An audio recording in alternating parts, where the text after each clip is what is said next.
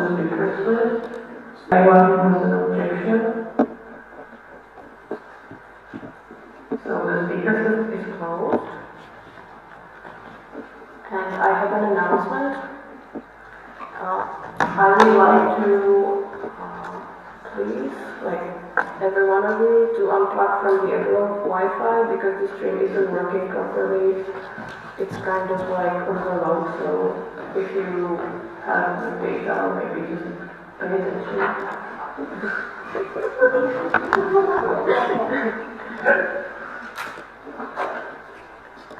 All right.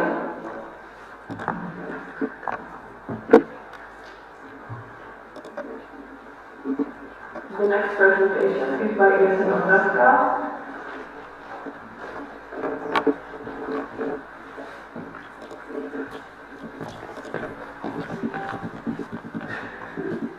So, hello everyone. Well, I'm here to present you our application to NA Balkovica, or as we say, Balkovica.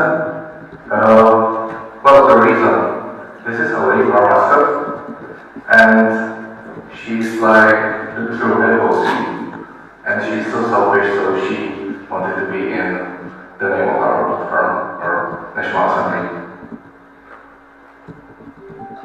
Well, as for organizing committee, as I said, head of OC is Oli. So I am the second vice head of OC with Gary Asset. And as for other members, there is Suska, she's our PR manager, and well, she's managing events as well.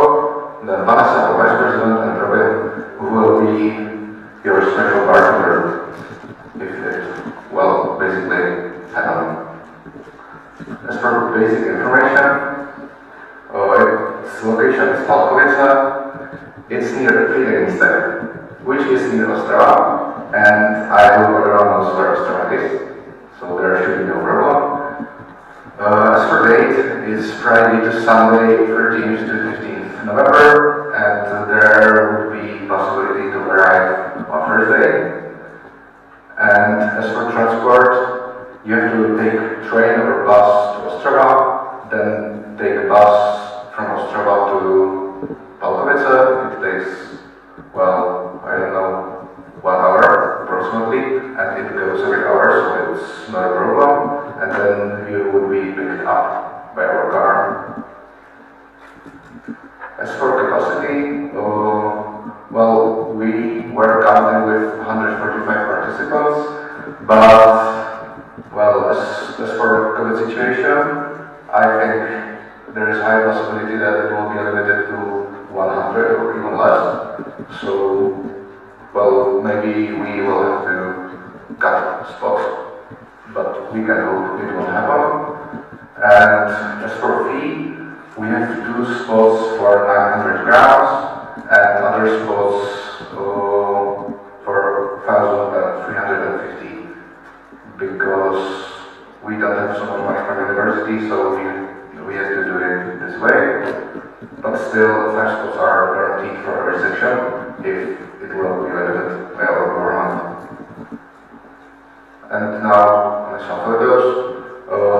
This is, well, dining room as well as plenary room. Well, those objects in the middle could be a bit problematic, but we will do our best not to let it here or here. So I think it will be okay. And we will be just moving tables there and there, so you can eat and sit and vote, everything. This is the whole place where it would happen.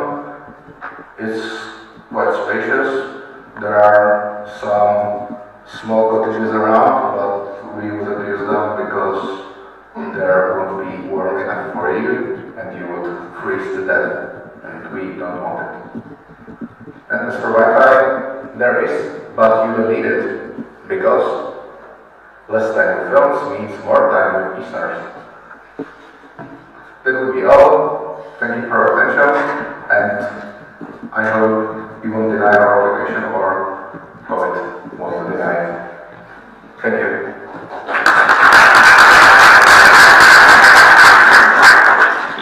Okay, thank you, Martin. I'm opening the speakers list, so if there are any questions, please raise your hand.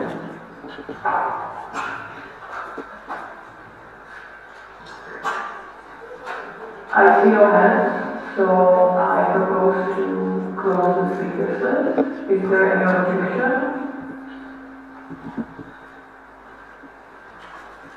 So the speakers list is closed. Okay, I'm sorry, there was an objection. I know now.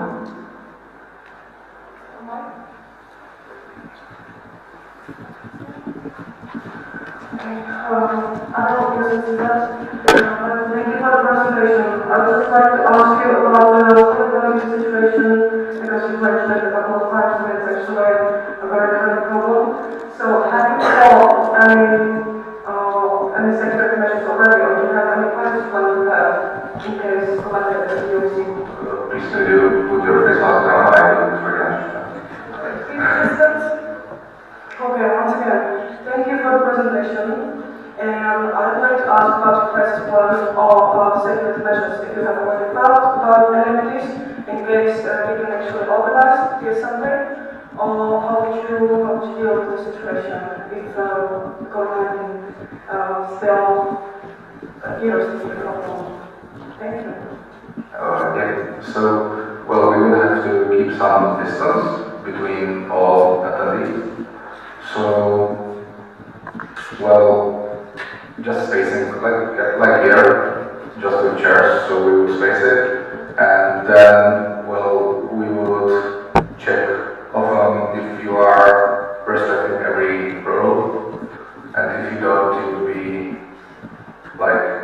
be told to respect it. Otherwise, there is a chance that you would have to go home, possibly. And, well, I think there's no more which we can do in this situation. And if it's limited, it's limited. We would try to do it somehow. And if it's completely cancelled, so there's only an alternative, which is not comfortable for us, I think, but it's extraordinary, so we have to respect it.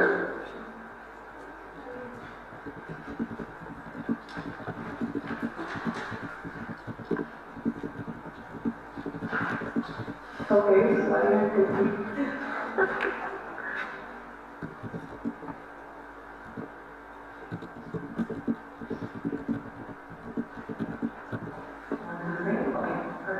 Maria, ESN CZ.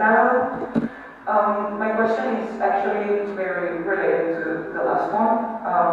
In case the event needed to happen online, do you have the human resources to actually make it happen? Like, do you have people to do IT things? If not, where would you find support? Would the ND do something like NAIB? The question is open to anyone who can answer. Thank you for the question.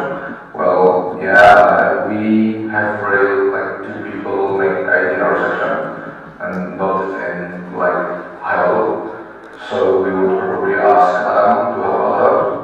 And as for some social program online, I think we could do it somehow.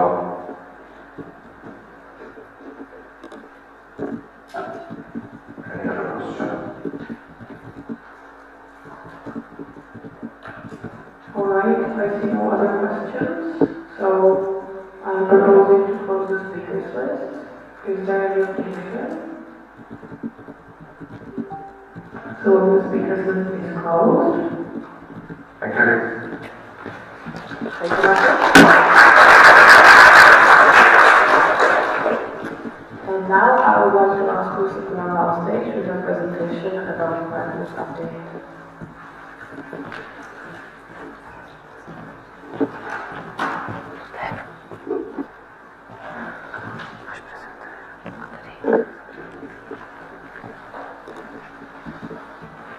Okay. Good morning, everyone. My name is Lucy, and as every NA, I have a presentation for you to update you on our national and international partners. So, as you know, we have Vodafone as one of our major national partners with the prepaid SIM cards that you should be receiving right now. And there is now a special promotion of extra 5 gigabytes until the end of October, because unfortunately we were talking about having the SIM card for like 8 gigabytes for everyone, but it did not happen for this semester. So there is now this special promotion that they can activate it in their in the app. And it is now until the end of October, but maybe it will be for longer, so we're hoping for that. So that could be nice for the students. Then we have Flixbus, which is now on the international level. There's a 10% discount, and it's activated on the ESN page. Then we have Eurocenter, which is also on the international level, but we are still keeping our national contract. And there is now a 6% discount, and here I made a mistake. The code is now ESN CZ, as it was always. And there are now new promo materials that I think I sent you yesterday. No, not yesterday, but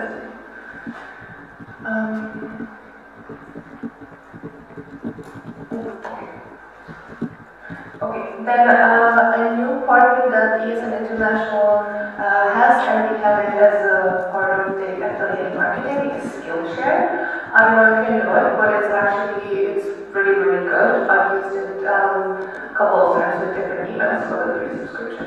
But it is now for 2 months free subscription. There's so many videos on creative, I don't know, for example, Instagram, creative writing, photography, business, time management, and it's really, really cool.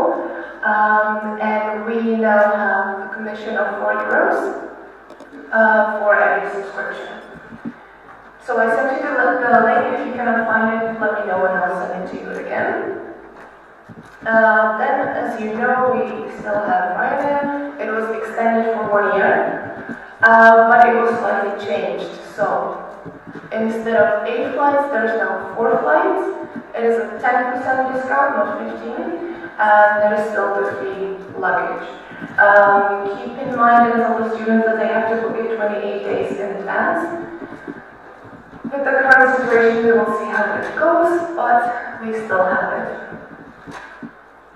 And then a new one that I sent you also on Thursday. It is also part of the affiliate marketing from ESN International. We have Liberec. So we also have our own link, and it is basically a digital library for academic books. So there's anything on IT, investment, there's some, there's so many books, and it's actually pretty nice. Okay, and they have the 15% discount. When it comes to the ESN cards, keep in mind to add your local partners on the page. If you're not sure how to do it, let me know. We could also, there's more people, make a call or a webinar on the topic, and remind the students to register their card. And that's all from me for this presentation. I have something that's not in the presentation, if I still have time. As you know, I did as you heard it before me, the cookies. So for last semester, because this is the first NA after the end of last semester, there were 2 sections that came in the first place. So, for the cookies, if I could please have a representative from ESN Liberec and ISCCTU in Prague to come here, please.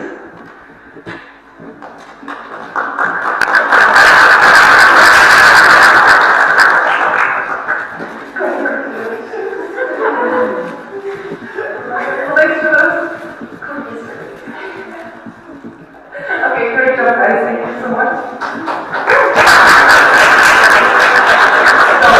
That's what we can wait at the end of this semester. Okay, so are there any questions? Yeah, if there are any questions, I'm opening the speakers list.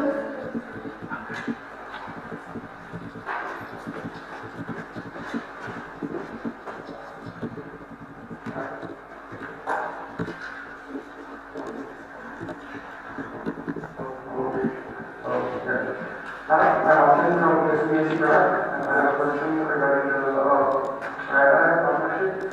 Do you know if Prague will be our partner next year?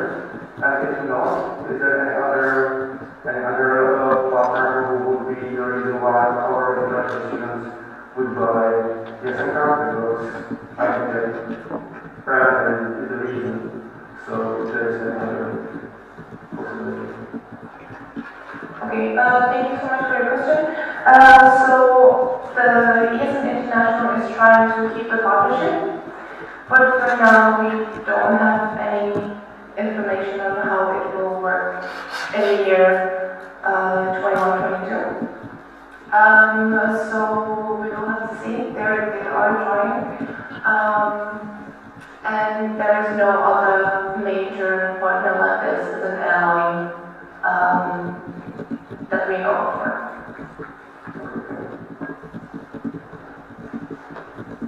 Alright, next there's Tamara.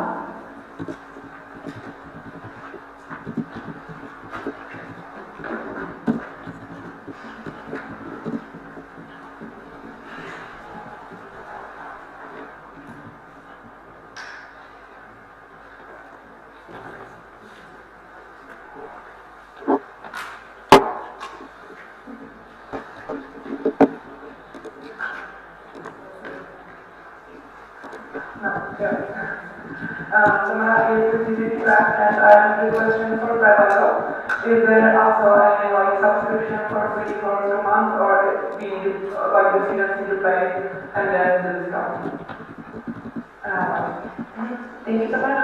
So there is a 2-week trial, and it's kind of similar to every other subscription where you have to put your card information there, and then it gives you the free trial. So yes, you can try it out for 2 weeks. And then I think it is around student Skillshare, 10 euros, 12 euros per month. So less than this. Okay, thank you. Next there is Maria.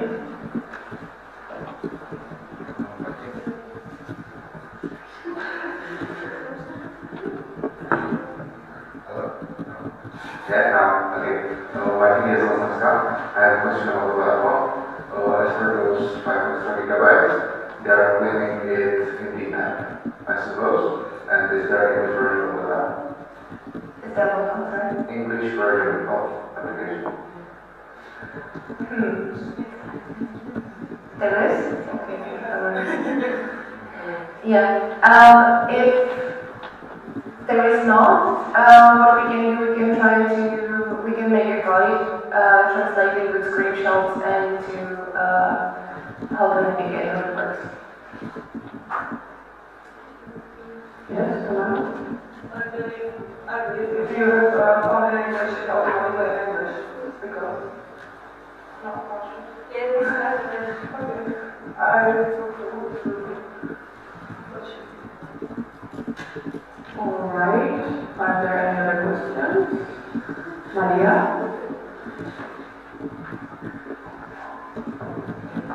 I hope I was not the only one that did not catch it, but the Skillshare partnership and the commission of €4, that's at the international level or the national one. Do ESN CZ have their own link as well, or not really? Okay, gracias.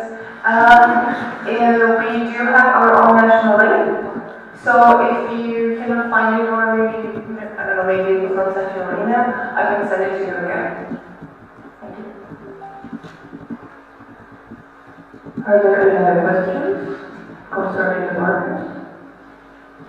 I don't see any hands, so I propose to close the speakers list. Is there an objection? So the speakers list is closed, and I would like to ask Lucy to proceed with her presentation on online distribution of ESN cards. Okay, me again. As you know, I sent you an email a couple of weeks back on the online distribution of ESN cards. It was in the template. I was trying for an hour to change it, and it was still left. So, what is the online distribution? It is a guide from ESN International. It's a tool that you can use for online and physical distribution of ESN cards. And so basically this is, you can find it on the ESN Wiki. I also copied you a shortcut on Drive, so if you go to the partnership community folder on the local boards, you will find a shortcut there, and you can find these 4 templates there for you to copy. So you have a checklist, you have the table with the orders, and you have 2 forms, one for physical and one for the online distribution. And why should you consider using it? So, as we know, now some mobilities might be made online in the future and some may be moved to a blended mobility, so meaning part online, part physical. It gives you a possibility of reaching more students. They can also pre-order it, so it basically makes it easier for you during orientation or welcome weeks. And it is a better stock management, so you'll basically clearly see how many cards you still have left, who has, paid for which card and who hasn't. Something that you should keep in mind, so you are not obliged to use it, of course. You can only do so if you choose it. You should still follow the ESN card recommendations. It does not exclude physical cards, so basically the way it works with the online distribution is that the students will fill out the form, you will receive their information, they will pay for it online, and then they will come to your office, and you will already have the card ready for them, it will be paid, and you will just give them the actual physical card. So with that there might be some challenges, such as having a possibility to pay for it online, for example, and also having a really good system in it so that it doesn't get mixed up. You should take the time to read the guide. It has probably 20 pages, but it's very easy to read and everything is really well explained. And try it out for yourself. So try it with your members and see how that works. And then that this is still not the final product. So in this guide and the whole, the forms and the tool will be still upgraded. Also, they are working on, because I don't know if you saw it in the email communication, they are now working on making the ESN card fully digital. It was in the works for a couple of years. But now this year it's really they're investing in it and putting the time into it. I don't think it will happen this year, but maybe next year or the year after. We should, that is the goal, to have the card fully digital and not physical anymore. And that's all for me. Do you have any questions? And opening the speaker list. Are there any questions?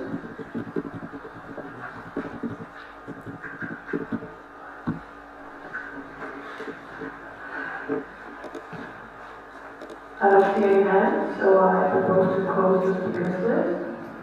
Are there any objections? So the speakers list is closed.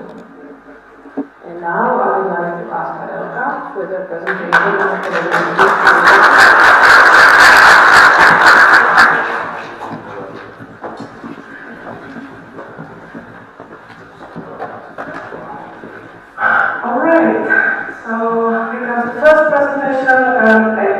surprisingly about COVID-19.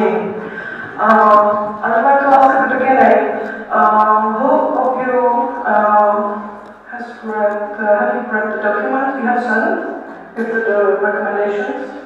Who has read it? Good. Okay, so basically this presentation is again about documents we created because we believe that repeating the stuff will do no harm. So yes, basically, I'm very happy that we got to be here, even though the situation is pretty difficult. But it also means that we need to respect a couple of things. As you could read in the document, for the local level, there are a couple of recommendations from us. The first one is to create a guide for either your buddies or for your international students, because I can personally imagine that if an international student comes to your city and doesn't have anyone to pick him up because the people are either sick or afraid, it could be very difficult. And if the international student doesn't speak our language, the institutions don't speak our language, or their language, it can be very difficult for the students. So that's why we recommend creating this guide with all the information that you can have also in the document. Then for the events and activities, we would recommend avoiding welcoming the international students in your offices or avoiding any physical contact if it's not necessary, apart from the events, obviously. So online registration could be nice, either through Google Forms or other tools. Then terms and conditions. Well, as I already informed you about the legal part of, let's say, taking the contacts and passing them to the health department, that's a bit problematic, but still you can at least save yourselves in case there is a problem with the terms and conditions. And also with the attendee declaration, just like the one we signed yesterday. Then another thing we recommend is traveling only in the Czech Republic, because if there is another lockdown and we have no idea when this could happen, please don't leave the international students abroad. When it comes to the protective tools, I got this piece of information from the national agency that all the universities got extra money from the Erasmus Plus budget to support safety of our international students and to ensure that their mobility is actually safe. So I would recommend either asking your university for the face masks, if you haven't done so yet, for the disinfection, or also for the thermometers in case you need them. And also social distancing, of course, spending the international students in small groups would be very nice. But the most important thing for the sections, I believe, is the consultation with the university, because the university is your biggest partner in this case. And this is actually the moment where we can start cooperation or even cooperate better than we have before with our universities, because as ESNs we are at the front lines, and we are actually basically the Erasmus generation, which means that with the university we can ensure that our students will be safe. So that is actually very crucial. This is how I feel most of the time. But okay, for the national level, as you have hopefully read, all of you. We have decided to put much more emphasis on the code of conduct and our terms and conditions. That means that if there is a person who doesn't respect either the code of conduct or violates the terms and conditions, he might have to leave, or she might have to leave the event. Then the attendee declaration, we all have signed that and stated that we have no signs of infection. Yet, if there appears any signs, please let us know, either your LRs, OC, or us at the board, please. Then the social distancing, we got to practice that yesterday. We have another shot to try tonight. I hope, honestly, it will be a bit better, and we won't stay in the bar for too long, longer than necessary. For the food and beverages, I know that during coffee breaks and breakfast it's pretty difficult not to touch the food so that we can prevent any infection from the others. But please don't share your drinks. Keep your bottles and your cups for yourselves, and don't share your food either. And for the indoor social program, according to the recommendations from the national agency and from the official institutions, we have decided to cancel all the indoor social programs. So we will spend some more time outside. Luckily, the weather is really nice. So I would like to ask you to respect this, and this also goes for your let's say, room gatherings and those. Please try to avoid spending too much time indoors with more people than necessary. And when it comes to the OCs and for the organizers of local levels, it's important to keep in mind that we are the role models for our international students, and if we lead by example, they will also respect the security measures and we will avoid any problems. So please think of this when you organize anything, also stay informed. I see that many universities already have the new COVID-19 website, which is really nice. So please make sure to share this with your international students as well. Think outside the box, meaning that this situation is very new, but this doesn't have to necessarily limit us. And for ESN, this is not going to stop us because we are here to enrich the society for international students. But if there are less international students this semester, it doesn't mean we have to stop. The other way around, we can actually take this as an opportunity to enrich society for local students.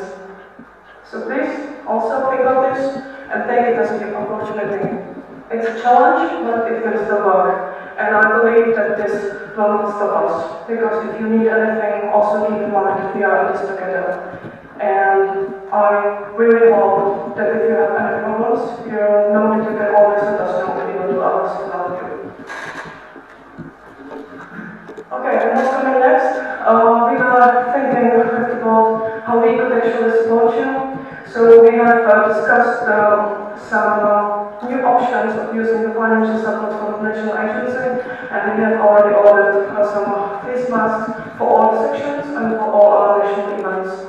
That also goes for disinfection. So this is a very nice gift from the national agency, and as soon as we get the face masks, we will distribute them to the sections as well. Then the crisis plan, we will vote on the action plan today, and that is still on, let's say, but we will create another plan for the crisis, because it's obviously coming.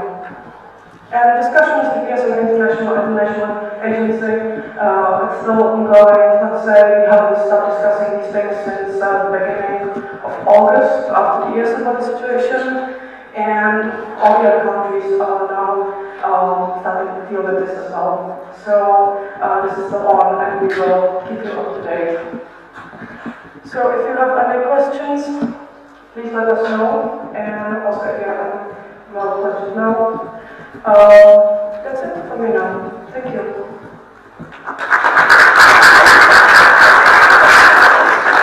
Thank you, Angelika. I'm opening the speakers list. If there are any questions? Yes?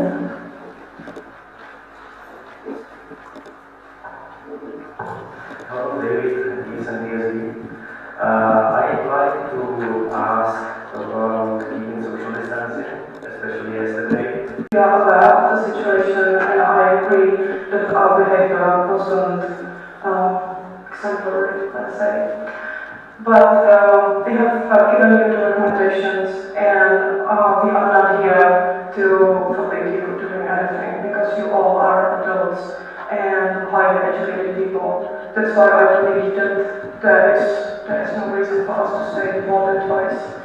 So I would like to ask you, that's what I can do for now, to respect that, because if one of us gets sick, then all of us get sick.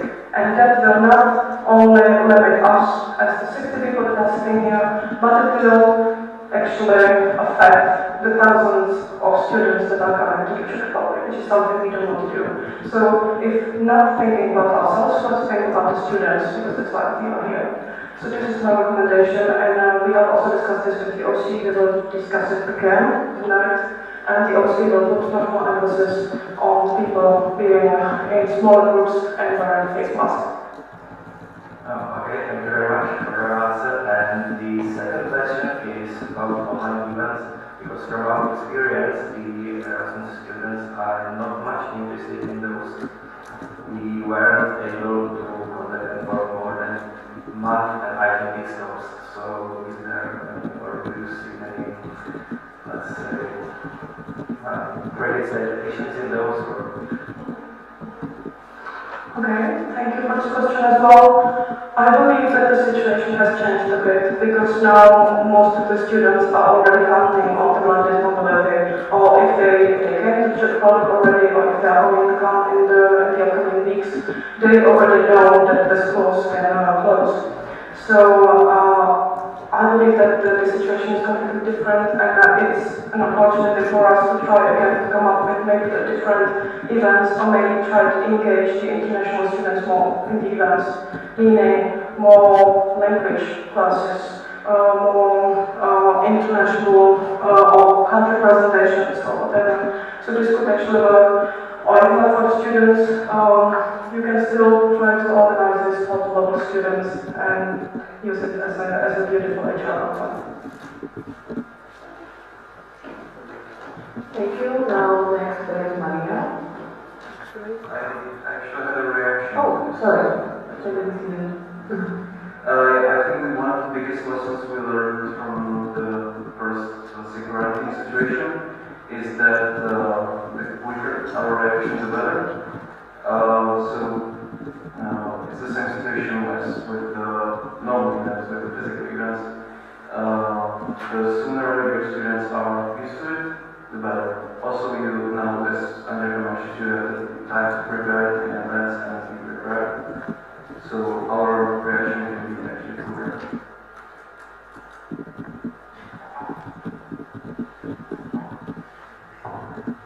I have two questions. The first one is related to the attendee declaration. I noticed that this attendee declaration, I understand it's a legal way of protecting the organization as well. However, I think what is the most concerning is not really that when you come to the event, before you come to the event, but what happens after. So let's say that even in the best scenario, because we cannot avoid that there will be a positive case at some point in one of the events. Is there any possibility of having an attendee declaration, making at least some sort of commitment, saying that there will be, let's say, a generalized quarantine for all of the attendees, or is this completely off the table? Like, once again, I understand that it's just a legal way of protecting it, but what about the moral responsibility? We can see very obviously that we're not really respecting the social distancing. It should be safe to assume that everybody has been in close contact with everybody.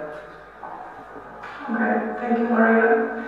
As for the attendee declaration, we cannot make you give us your contact and then pass it to the health department. So it is actually a commitment, and it is your moral commitment.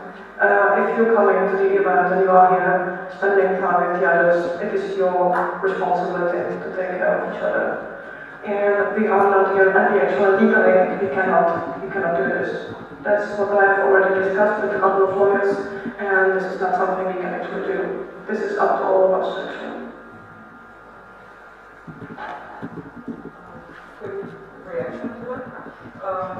I'm not talking about passing on the information, but rather if let's say the attendee declaration making a little clause of, in case there is, like, I make the commitment to not really information. Can I react again? Yes. I know what you meant, but we cannot tell you by the attendee declaration that now you will spend 14 days in quarantine. We are not allowed to do that. We will highly recommend it, but that's not something we can legally do. Okay, thank you. Next is Tamara. Thank you. That was a reaction. I just have one last question. Sorry. It's about, or was it a reaction? Okay. And the next one is about online events of ESN CZ. Yeah, we talked about the NA. Is there a backup plan for, let's say, newbies event, some other workshops like the meetups that are planned? Is there a possible online version? Regarding the newbies event, I will not have an answer this, but as for webinars and for other training events, we are already planning it anyways.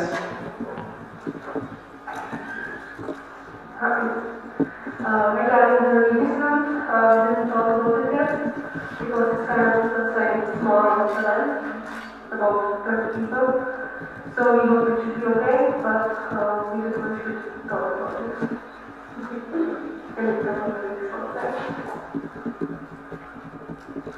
Okay, so I have a question, actually back to the other declaration and also like list participants, because what we will do on our orientation week, that we will register the students to like the maximum 50 people, let's say.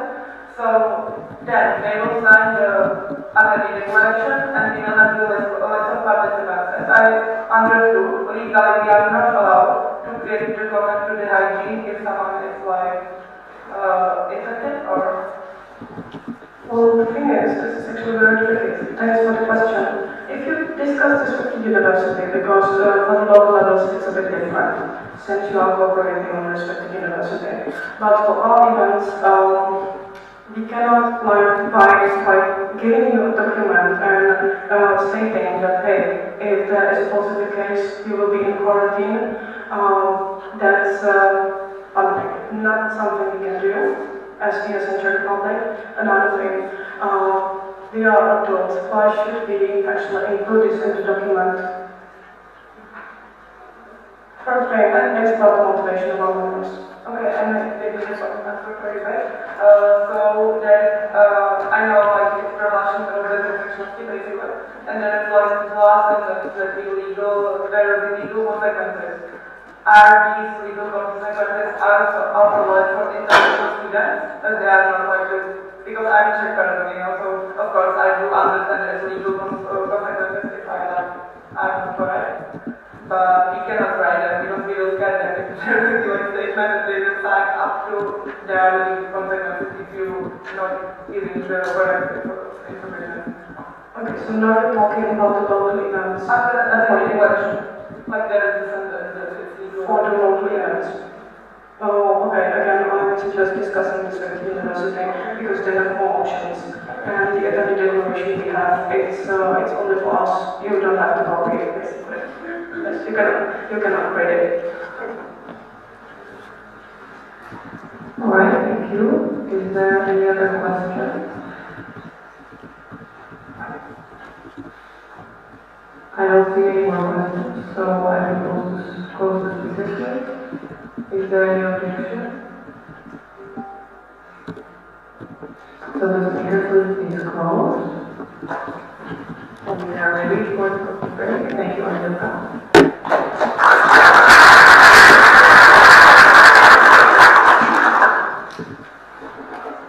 So we will meet here again at 11:15.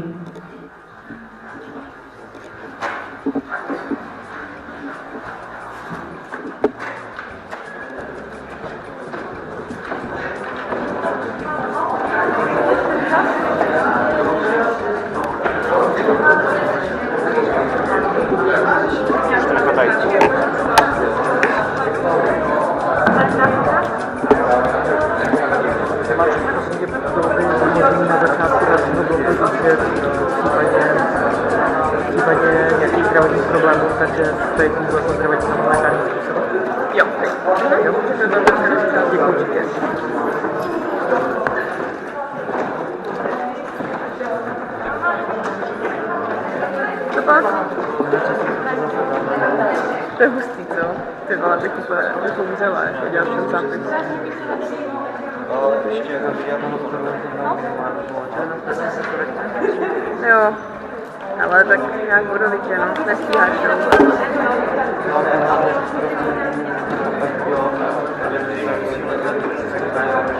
Je blbě rozumět,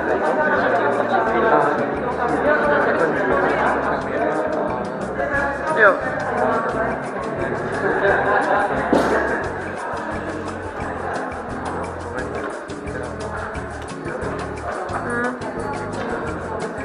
Jo.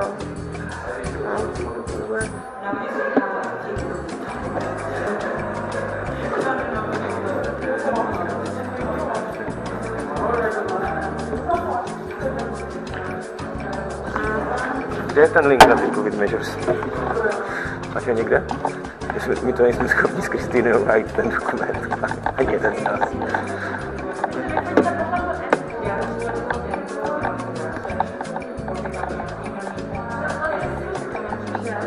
Jestli vyjdete, jinak to prosím tě pošli. No, klidně do té grupy tam. Do toho. A nebo ještě klidně pošli nebo něco.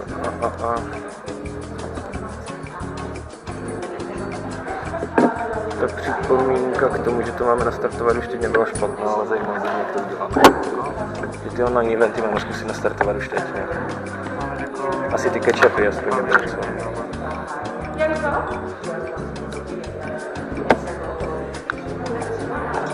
Jakože nevidím problém zatím navalit co možná nejvíc eventů, co jdou po republice.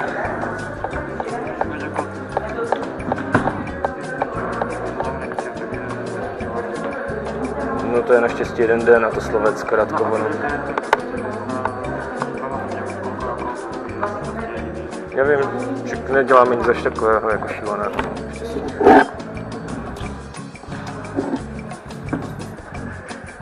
To je právě ale pro mě měla ta Praha být známa, když jsem tam byl na konci. To bylo fakt vymetono a nedržel.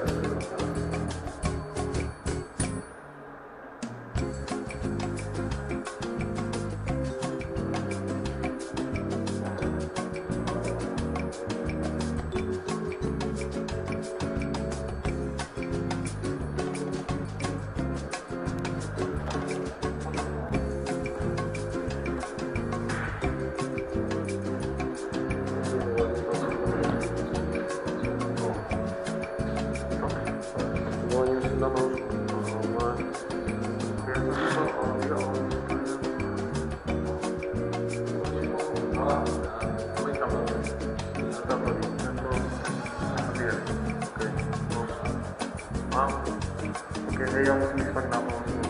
No, já jakože já to ne.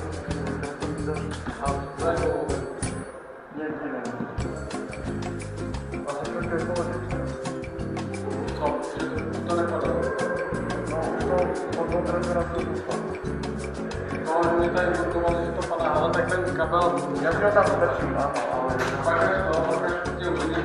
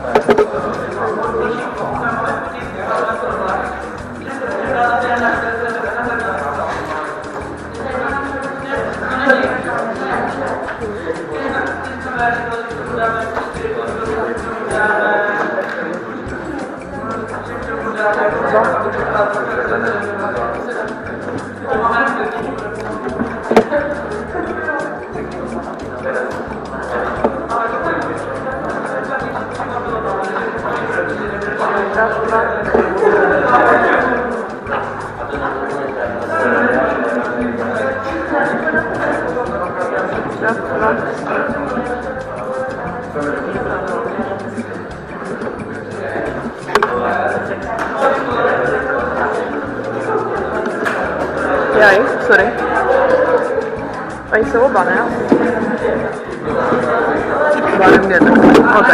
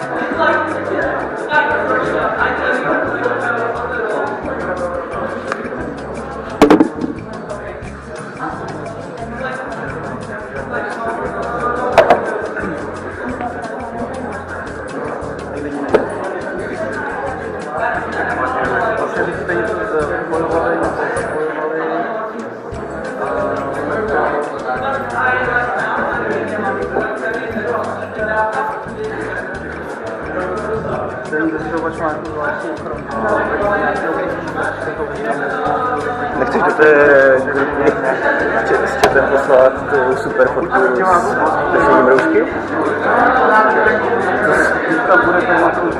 Co? Na platformu. Nebo nechceš být ten... Co? No. Alright, welcome back.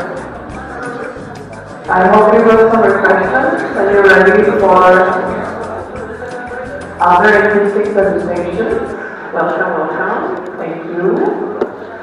First of all, let me inform you that in case of some health problems, Slavia here in the front has the first aid kit and we can assist you. So, just activate when you need. And now, the first presentation is from Adam about institutional partners. Please come on stage. Jedno které? To je nejlepší. Alright. Hello everyone, once again. How was the coffee break? Good. Okay, so I hope you got some refreshments because we got a lot of serious discussions ahead in this block of presentations, and we will start with the institutional partners. So, the first one is the national agency where I would like to give you an update on our cooperation. Because this semester it's actually getting pretty cool. We got a new member in the education team, and as Fuski as the liaison officer, who will now be in charge in communication with the national agency. So that will help a lot, actually. And regarding the national agency, during the summer was a bit hectic, as you all can surely imagine. And we've been discussing mainly the COVID-19 recommendations, both for the universities and for the sections. So that was the main topic of our discussions. But we have also discussed the financial support for the sections, and I saw that many of you have asked for some extra money for your own activities, which is really nice, and I really hope that you will get to use them. And like I said earlier, the national agency has also agreed to supporting the sections with the face masks and hopefully disinfection as well. So they also provided some extra money for us. So that was very nice of them. And yes, so this is it. But then we have also discussed the new Erasmus Plus program, which I believe you all are waiting for some new information. Well, the last information we got, again, due to COVID-19, was the update on the budget. As I read it on Slack, the budget, or the proposal of the budget was lowered compared to the original proposal. But we are still waiting for the European Parliament to either agree to it or change it. Because the Council, the Commission and the Parliament, these European institutions, they all have to agree on the budget until it's approved. And so now we are waiting for the European Parliament, who has the last word in this. In case it's not approved, we will start discussions all over again. So we did not get, or seems like we are not getting that much money for the new program that starts next year, but still it's a lot more than during this program. So we will also focus on the digitalization, on mobility. Blended mobility will be a new one, but we already kind of started with that. So that's a good thing that we get to practice it even before the new program starts. And as soon as we have more information about this, we will also discuss it with you. But so far, the budget is the only information we have since the beginning of summer. But there is another beautiful event coming, and that's the Erasmus Days. It will take place in the middle of October. And until the 15th of September, you can ask, you can register at the website, I will send you afterwards, and you can ask for some of these days. I have not informed you about the Erasmus Days earlier because we're still not sure if the event is going to take place or not. So you can try, you can register, and if we manage to organize the Erasmus Days, this could actually be a very nice enrichment for promotion. So this is for the national agency. And now I have some new pieces of information because as the situation with our commercial partners got a bit more difficult and the commercial partners are now, let's say, harder to get. We have decided to put more, place more attention to the institutional partners. So we have started discussions with Eurodesk again. We have cooperated with them as ESN Czech Republic before as well, but our cooperation ended in around 2013, I believe, and we decided to approach them, and we had a meeting at the beginning of September where we discussed the possibilities of our cooperation and also our vision.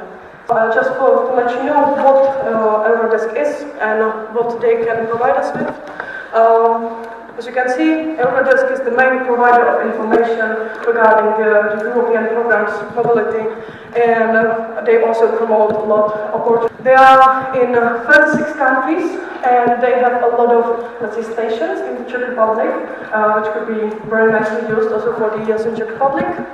And they usually share information about European programs for youth, foreign opportunities, in case you want to go abroad, either as a volunteer or an intern. And also they have a contact for foreign institutions. So if you are going somewhere for an internship or there are students coming from other organizations, this is the place where you can look for information. So yes, we had it was at the end of August. We had the first meeting with the representative where we discussed the vision, like I said, and the new Erasmus Plus program. There are also some other projects we are already discussing, such as some training events shared in the whole Europe, and ESN is also involved in this.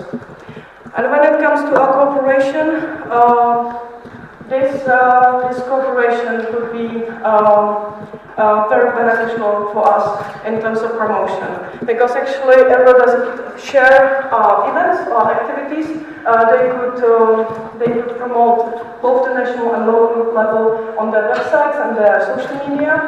And we would also have the first-hand information about all the changes in the European programs. So yes, not to talk about, not to mention the better representation of ESN Czech Republic. So that just imagine that we are cooperating with Eurodesk, and all our sections are promoted basically in their cities on this website. And everyone who goes abroad and doesn't know about Erasmus, or maybe knows about it, just wants to go abroad and is interested in mobilities, they just take a look at Eurodesk. That's usually where everybody ends up. And if there is ESN, and if there is an ESN section, this could also serve as a great HR promotion for us. So that was for the Eurodesk. I will let you know about the updates when I have some.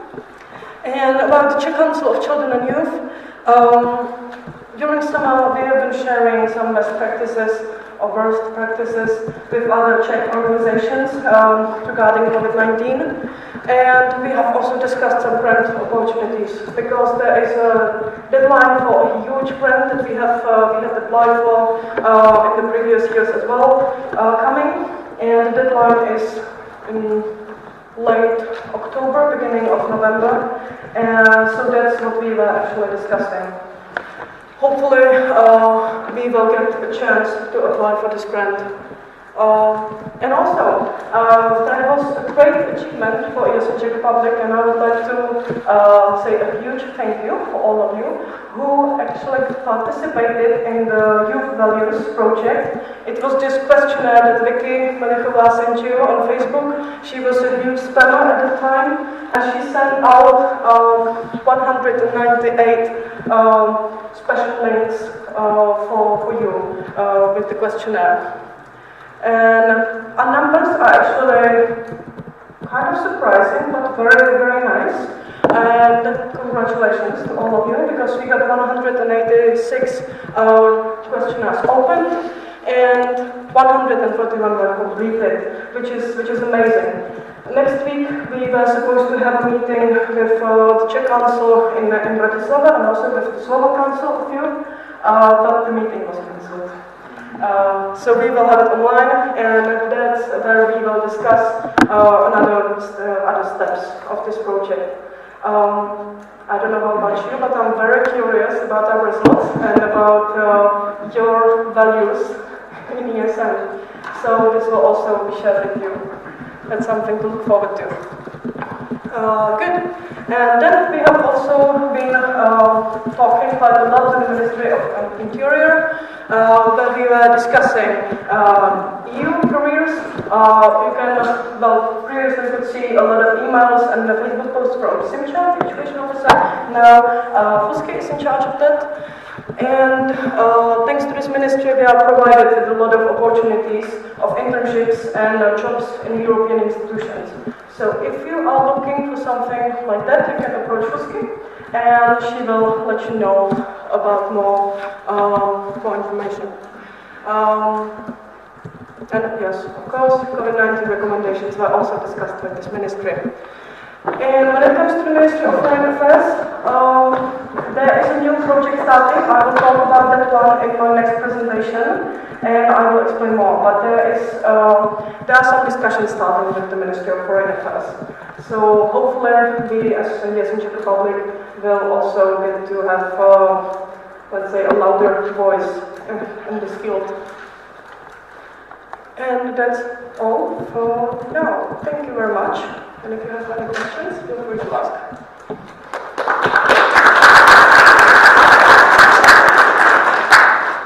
Thank you, Angelka. I'm opening the speakers list. If there are any questions, please raise your hand. Yes, Martin.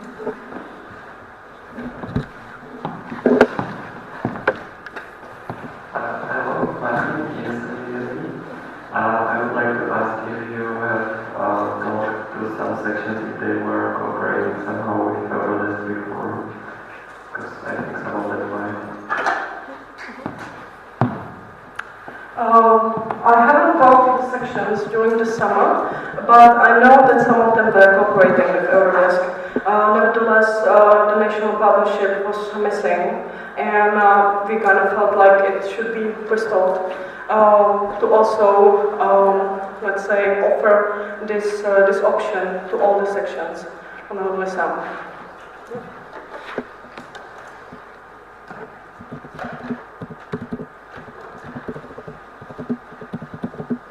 Are there any other questions?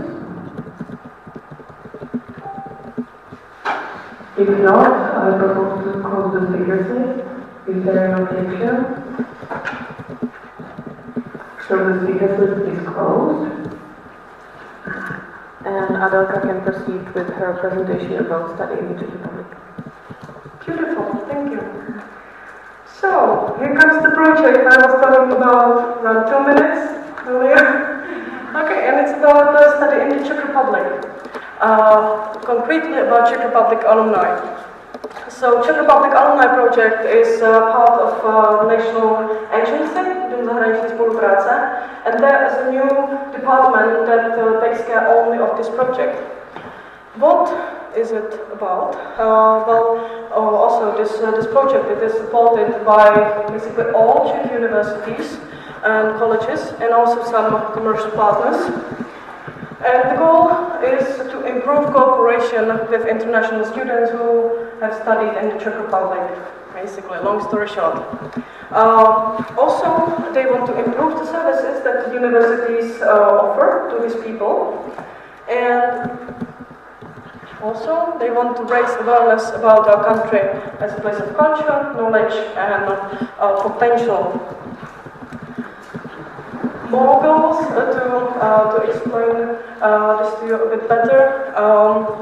Study in the Czech Republic aims at raising awareness about the Czech Republic on the international scale, about promoting our country. They also promote the studies and support universities in maintaining contact with the universities. And I believe that some of the universities already have an alumni program, am I right?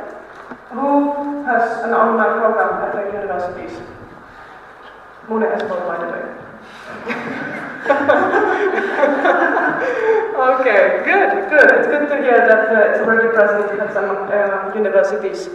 The national agency, especially this department, they have decided to cooperate also with the private sector, and they are now starting some really nice contracts with very important institutions in the Czech Republic. So the project is basically for all the international students that have ever come to the Czech Republic, be it for Erasmus+, CEPUS, or summer schools even. And it's also for Czech people who live abroad, to bring them closer to our culture and to promote Czech Republic, like I said earlier, on the international scale. Who's part of the project is the universities, Ministry of Education, Youth and Sports, Ministry of Foreign Affairs. That's where they come to play their part. Czech Invest, Czech Trade, and Czech Spot in Science. And hopefully we could join these institutions as well. What's in it for ESN Czech Republic? Basically, it could be about strengthening our diplomatic relationships in the country. It's about promoting ESN Czech Republic and sections among even more international students. And it's about sharing our activities and events on the social media and website. So this is another nice tool, in my opinion, how ESN would be promoted, and also the sections directly. So they also actually proposed and agreed to help us with fulfilling the strategy that we have until 2023, and also with the professionalization of the national level. And all we should do to support this project is to share information about the alumni in the Czech Republic. So just imagine a situation that you have your international students, they go back to their countries, but maybe some of them, they want to come back to the Czech Republic because they loved it so much. And thanks to this project, we can actually offer them more job opportunities or internships.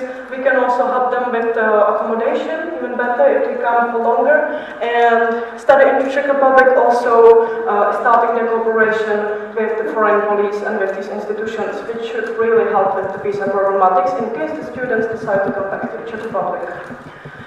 So, we could also attend the events they organize for international alumni, and, well, all we have to do is to give inputs on how to help this project grow, which is not so much, right?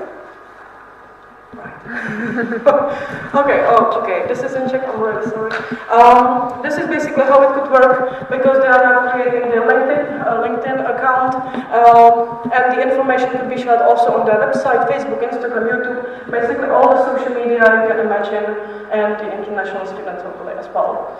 So ESN would be seen on all these channels, and we could be promoted like this by the official institutions. So what do you say? Do you like the project or not?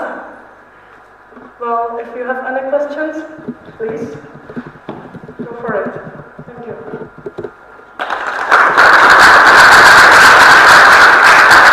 Thank you, Angelika. I'm opening the speakers list. Is there any question? Yes, Maria.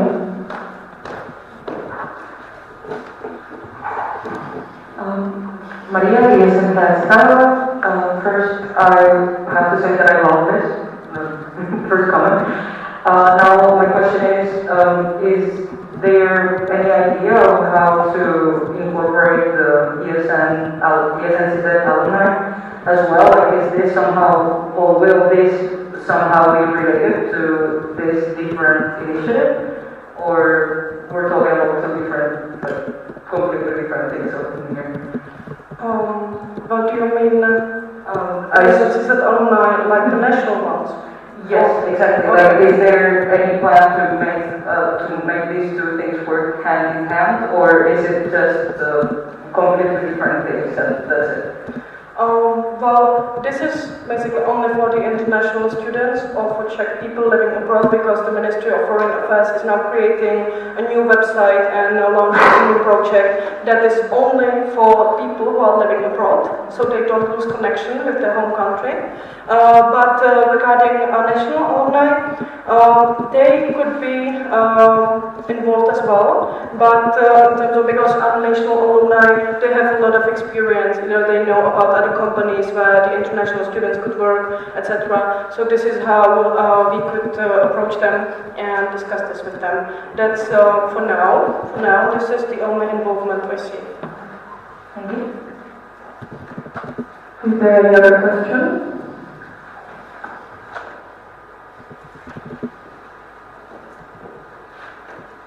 I don't see any hands, so I propose to close the speakers list. Is there an objection? So the speakers list is closed. Thank you, Angelika, and you can continue with your presentation about professionalization of ESN CZ. Thank you, Maruška. Or you can take a break if you want. I'll have to.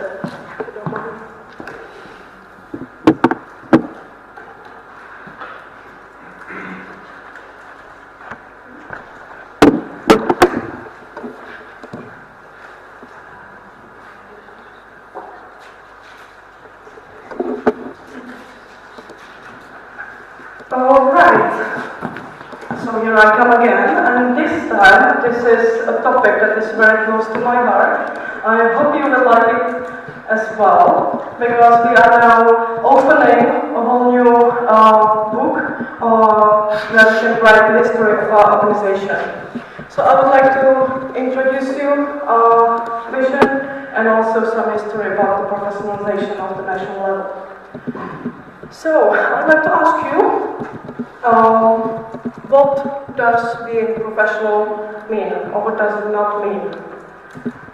With the pictures in the presentation, I believe they can help you a bit. You can scream. What does it mean being professional according to you?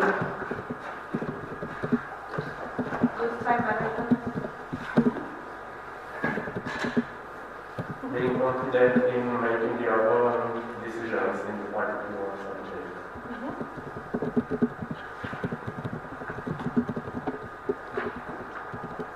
Understanding of your profession. What's good? Understanding of your profession. You will be very branded and have visual identity.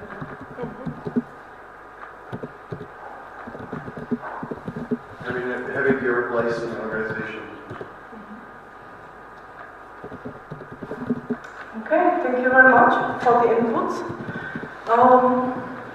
I would start with what being professional doesn't mean. And it's, like you said, it's the contrary of knowing your place in the organization, such as sleeping during plenaries, or knowing the brand, violating the brand. That is not being very professional, but that's where we need to know the difference between being professional and corporate identity, because these two terms are completely different, and we are here today to understand the difference. Being professional doesn't mean that we have to wear suits. It only means that we represent our organization like we should. Being professional doesn't mean getting more money for reimbursing expenses, etc. Being professional is not about being rich, but it's about knowledge, and about the knowledge that we as an organization don't possess right now, or we do, but not as much as we could. So it's about hard skills, about legal experience, let's say, and about the things that we in a student organization cannot always get. We are getting there, but it is not always easy. So I would like to talk about the professionalization and the corporate identity, because corporate identity is basically what some of you mentioned, or I have mentioned already. Corporate identity is about basically, it's about the money. It's about how we represent ourselves towards commercial partners or private sector, and it is also, let's say, it is definitely more strict in the modern world. But being professional is really only about the knowledge we need to get. So to explain it a bit more, professionalization is a process where associations have become or seek to become publicly recognized by fulfilling established criteria, and a professional association seeks to further a particular profession, the interests of individuals engaged in the profession and the public interest. So it's all about the knowledge in there, and also professionalization can be seen as an improvement of our status, and also improvement of the capacity of our members to enhance the quality of the services we offer. And if we already start talking about professionalization, someone could ask, but why? Why do we need professionalization? We are a student organization. We are volunteers. We do this because we love it. Why should we even care? Well, because we have come a lot since we were established, and all of the bigger organizations, NGOs around the world, they already are professional in this matters. So, for example, Red Cross, they are professional in terms that we are seeking. Scout, a huge organization, they are also professional. And we one day would like to be just like Scout. We would like to be seen and as famous as Scout, because Scout is taking care of local people, we are taking care of the internationals, and I see it in the modern world equally important. Well, and about ESN Czech Republic and about our situation, let's say, to explain why we need it. We were established 18 years ago, where we started with just one section, but we started growing a lot. And now, after 18 years, we have 19 sections that provide services to more than 11,000 international students every year, which is huge. That's a great success. We have hundreds of members and thousands of international students and countless events. Not this semester, but usually we do. So, what is the key of our success? We have grown so much, and that's basically because of our passion. Because we are volunteers, we are students, and we do this, and we make the organization grow because we love what we do. And we love the international students, we love the activities, we also like to grow as people, and this is what ESN is about. Being professional is not going to change this, because we are not going to grow and we are not going to be professional if we don't do this with the same spirit as we have always done. So, as we have grown a lot, accepting more sections, more international students, offering more services, more events, that is becoming a bit more difficult, because we are missing some parts of proceeding, let's say, with this growth. We would like to support it by creating a new structure and giving it a real structure that is still based on volunteers. This is not to be replaced, ever. But to know what is everybody's place in this organization, to empower our volunteers, and also to provide even better services for the international students. So that's why we need structure. And a bit about the history of professionalization in ESN, because it is here, it has been here for a long time. Well, since the 90s until 2004, ESN International, meaning, has been living in its volunteer times. But in 2005, the president of ESN International moved to Brussels, and the first ESN office was established. So that was the first step of professionalization of the international level. In 2009, ESN International got their first employees, and the secretariat was created. And now, in 2020, the secretariat has 14 people, either employees, interns, or students coming to work there through the European Solidarity Corps. So that's actually something. You can see here the people who are currently in the headquarters of ESN International. We also see beautiful Birka. But it's not only ESN International. Also our friends from other countries, they also already have this secretariat, and they have the people to support the projects. For example, ESN France, they have had the secretariat for a couple of years now. And if they didn't have the secretariat, or people who have the hard skills that we might be missing, in long term, they wouldn't have created the buddy system, a new system that was created for the whole Europe. Basically, ESN France, thanks to the secretariat and thanks to their IT people, they created in the last 3 years, I believe, this beautiful buddy system. It's still not launched, well, it is, but it still needs some upgrades. And for example, the project MAP, have you heard about it before? Yes, who's heard of MAP? Good. So this is also a project created by the Secretariat of ESN France. So many beautiful things can happen if we have the necessary knowledge. And if we want to keep on improving the world through international students, we should also equip ourselves with the means that help us to achieve these things. So this is as an introduction of what we can do. And I would like to take this as the first step also for us to talk about it, because this is, if we decide to be professional and go professional, this is not going to be only about the nation level, but it is going to be about the whole network. And it's not going to happen in 1 year, it will take 2 or maybe 3 years. But now is the time to take the first step. What would it bring to ESN Czech Republic?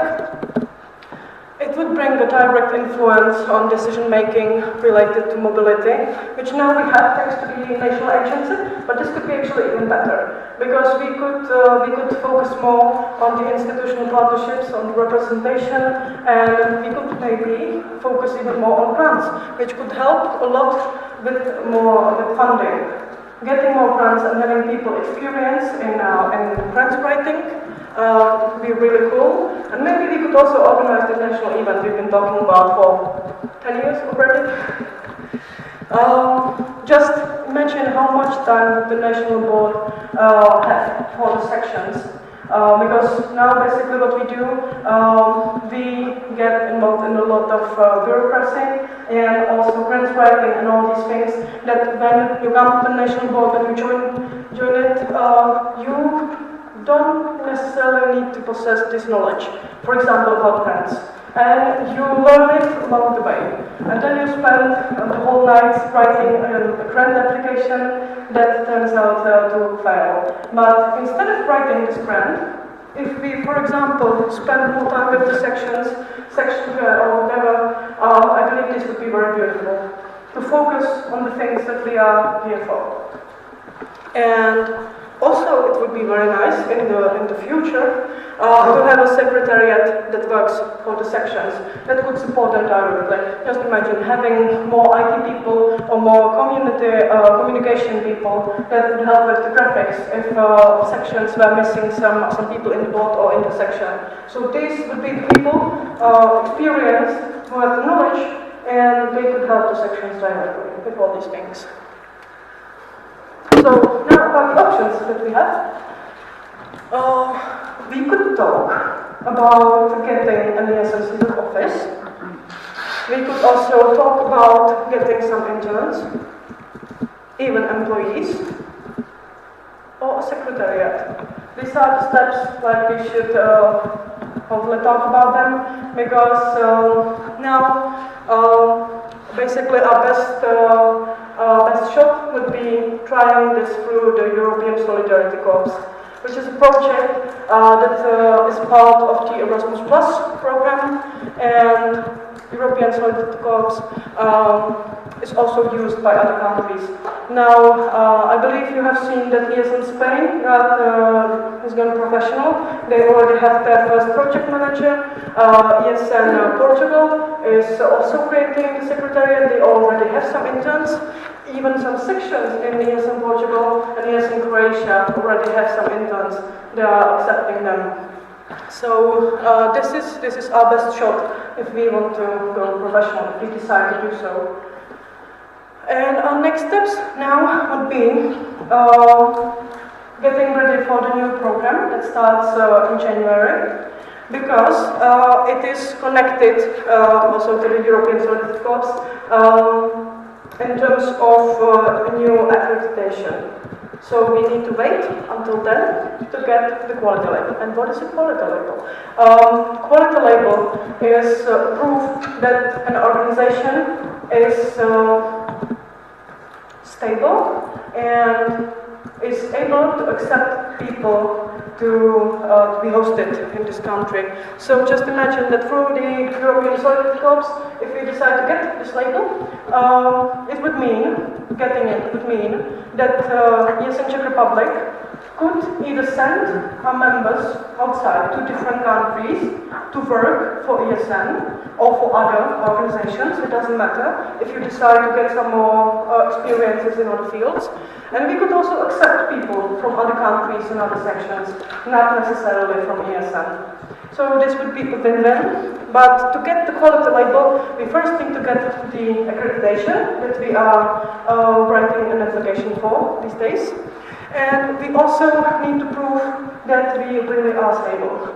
And here comes the drama, let's say, because to prove that, ESN Czech Republic would need an office or a stable place that would help the interns or the people to work there. Right now we have university halls, basically. We would also need to prove that we have enough funding to support these people, because it would be a great position. But thanks to the European Solidarity Corps, it would not be as expensive as it would be with normal employees, because Erasmus Plus Fund then supports these interns or employees, volunteers as well, with money for accommodation and also with some pocket money. And that should cover about 60% of the expenses of this person if they decide to come here. So these are our next steps. We are now trying to get the accreditation, and we are discussing this with the national agency, but we are not, let's say, taking any serious steps just yet, because this is the place where we would like to discuss this with you. If you're up to it, what do you think about it? If you maybe have any ideas how to proceed. And after we discuss it with you sufficiently, we will proceed with other steps. And well, that's it. Are there any questions? So I'm opening the speakers list. Are there any questions? Okay.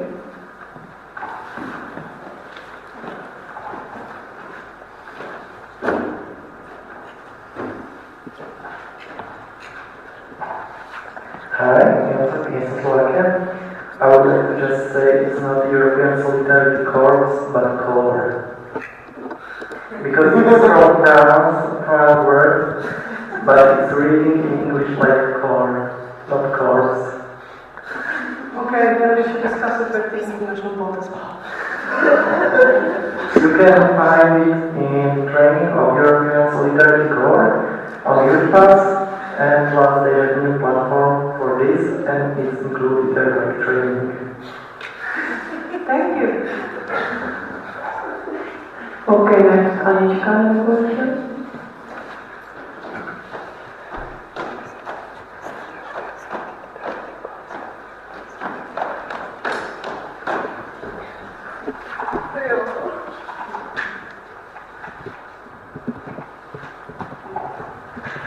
Thank you, Anička, ESN CZ. Thank you for this presentation. I think it's a really nice way to go. I'm just concerned about one thing, and it is that for years we are financially kind of dependent on Vodafone. And I'm worried if there is okay, we will decide to go for this. Of course, it's not from one day to another day, but then Vodafone is gone, for example, and are we considering this kind of backup plan? Thank you. Thank you for the question. Lukáš, has a reaction?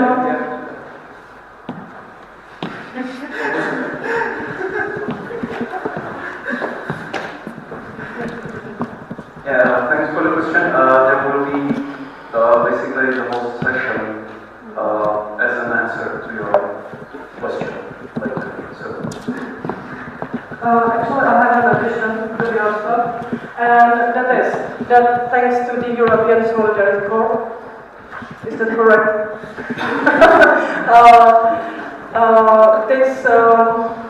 This whole professionalization thing should not be as expensive as it would normally be. So that would mean saving a lot of money.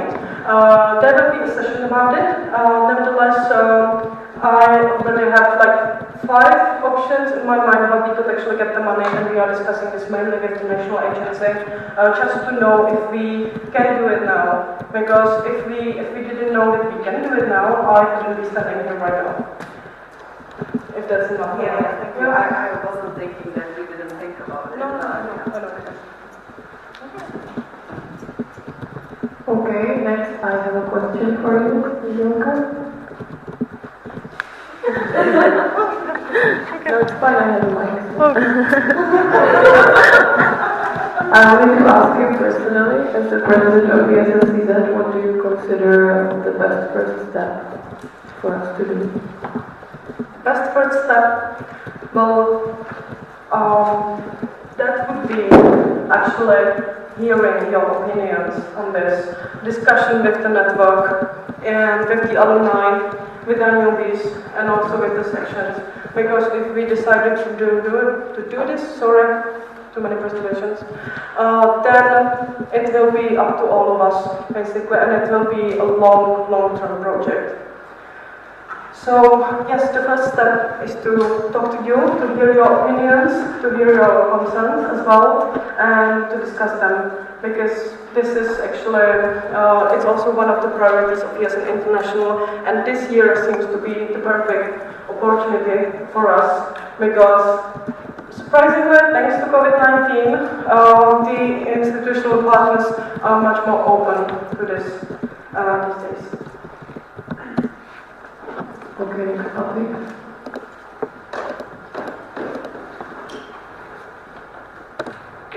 Patrick from Liberec. I would like to ask how would this look on the local level of sections? Okay, so for now we are thinking only about getting more professional on the national level to better support the sections. So if we manage to do this, what would it mean for the sections? Basically that we would have, as the NB, we would have more time for you, and you would have even more people to help you out from the national level. So if you were missing graphics, or you needed to do something with your website and Madam was busy at the moment, if you needed some legal advice from experts, then this is what it would mean for you. Thank you. Okay, the next one is Maria. First, I have to say I'm surprised that I didn't know agencies that didn't have an office. Second, I guess my question is related to consultation with the alumni. There was, in the meeting with the strategy, a consultation with them. First, is that consultation planned for this as well? Second, is this really the first attempt to do this? What's the history behind professionalization in ESN Czech Republic? Because we talked about it in the international level, but not here. Okay, so why am I calling this the first step? It's because this is the first time we are talking about it as a network. But the first step was creating and including this in the strategic plan that was approved in June. So that was the time when we actually started discussing this, but there were already national goals before us. It was, I believe, 2012 or 2013.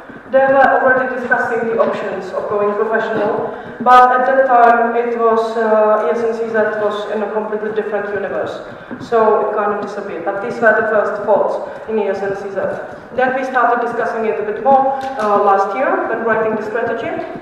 And then I spent the whole summer looking for options and learning about all these things and projects that we could use. And now this is the first step for the network as a whole. But for the alumni,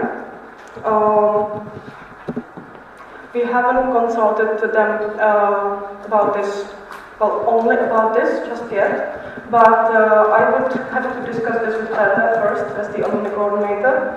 But it would be planned for this semester, definitely, before the accreditation.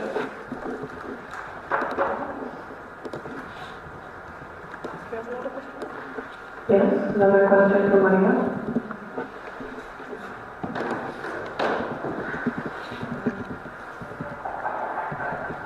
I guess this question is to everyone, and you can answer later on. I found out recently that our section had an intern, probably like 3 years ago, and it seemed to be actually really easy to get. Does anybody else in here has had the experience to do it? If you have, please find me sometime today and let's talk about it.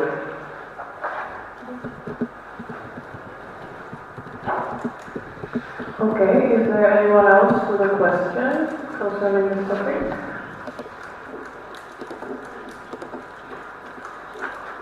May I have a question? Yes. I have a question for everybody here.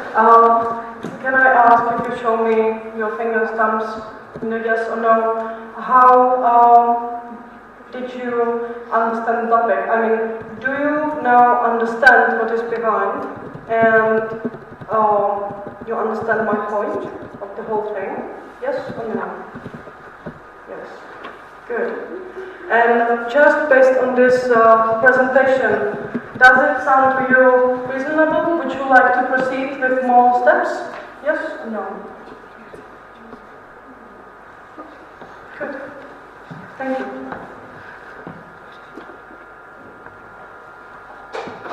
Alright. If there are no other questions, I propose to close the speaker's list. Is there an objection? So the speaker's list is closed. Next, we should proceed with Vicky and her financial report, but I'm afraid she's not here yet.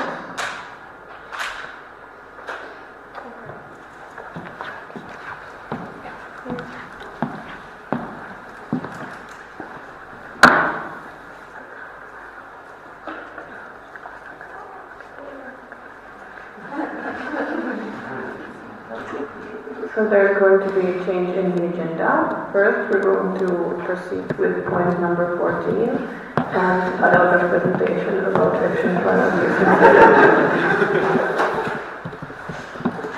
Hello. Okay. This is very nice. Okay, so now we will talk about something that is actually more related to our network and that is very current, and that's our action plan and tracking. So, have you seen the document with the action plan? Yes? No? Yes? Well, seems like you've read it. Nice, nice. Okay, so I would like to just to repeat, what is it built on, our action plan? It's built on the strategy, on SWOT analysis of ESN CZ, on the priorities of ESN International, and also it is built on the risk analysis that we have done, considering all the complications we might meet throughout the year. The main focus points are stability of our network, it's actually very connected to the COVID-19 situation. We were considering the situations like if the international students arrive, if they don't arrive, what could we do, etc. And also the financial stability. We would also like to focus, or we are already focusing, on the inner functioning of our network. Setting ground for bigger strategic projects, because it's for 3 years, and now since we are starting we need to build the base for that. And we would like to bring the national level closer to the local level by fulfilling this action plan. It has 4 priorities or 4 parts that are in accordance with the strategic priorities. So the first part is human resources, and you've already seen it. I'll repeat this real quickly.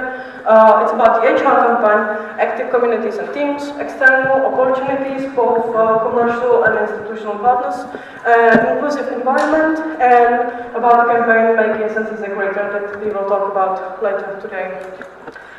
Then the second strategic priority is the network operation, where we would like to focus on section care, and we have our first section care time at Assembly tonight.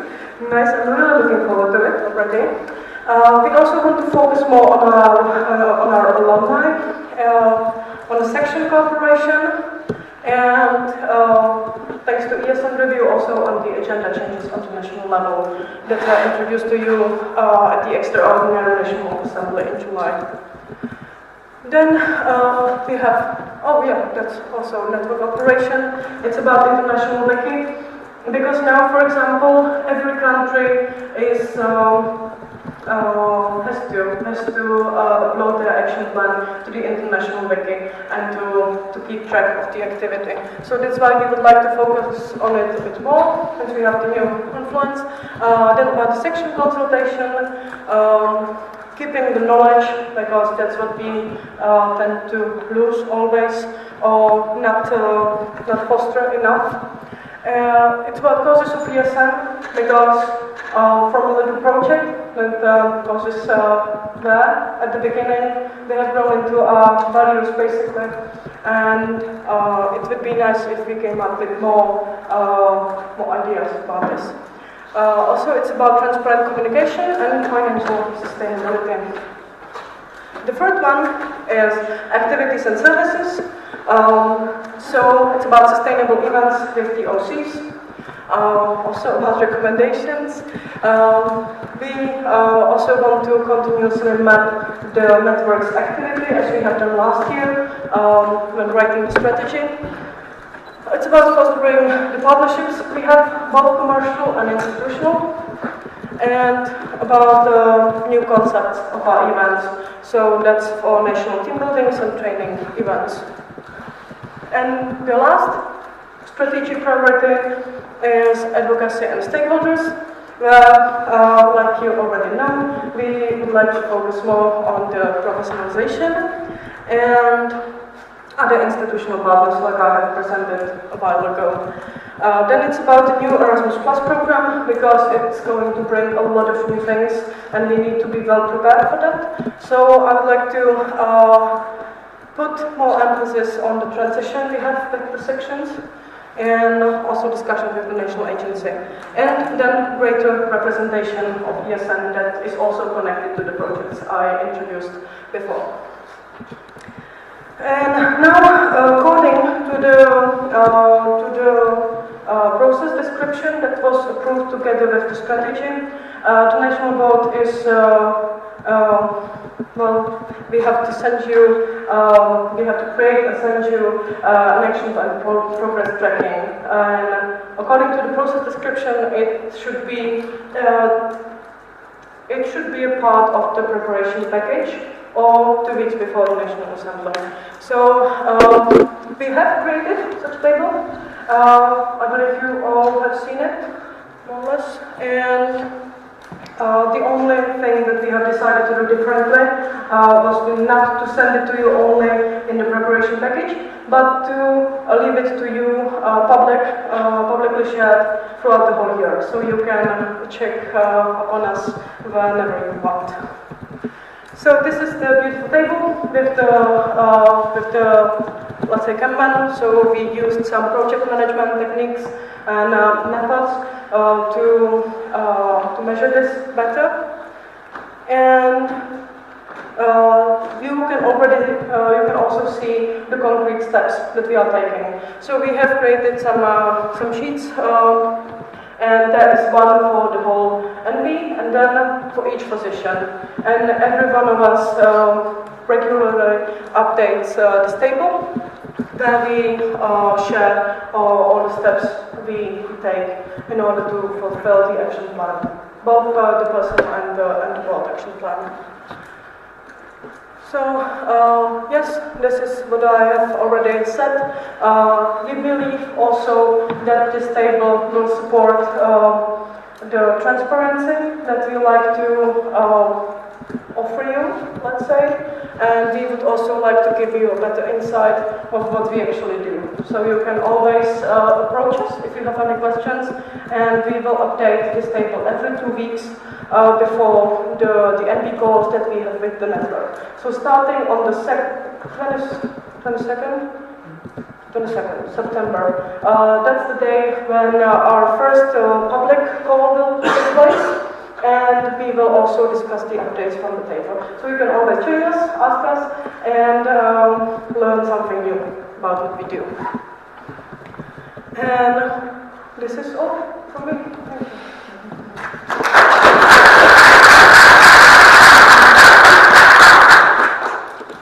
Alright, thank you, Angelika. And once again, I'm opening the speakers list. Is there any questions?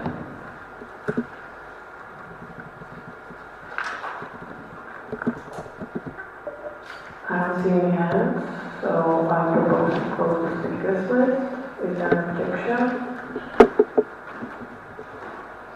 No, so the speakers list is closed. And since I have already seen Vicky somewhere, yes. I suppose we can proceed with your presentation about the financial report.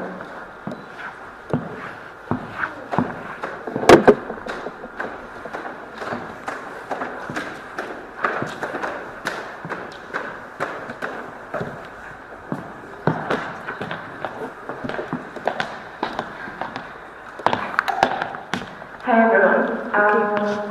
Vicky, prosím dávat na kameře jenom písat.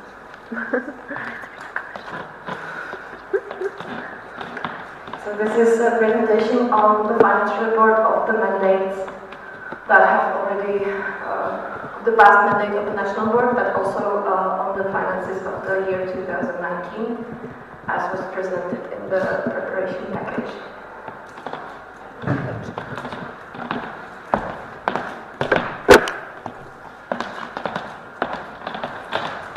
And I apologize, I will be checking the presentation a lot because there are a lot of numbers.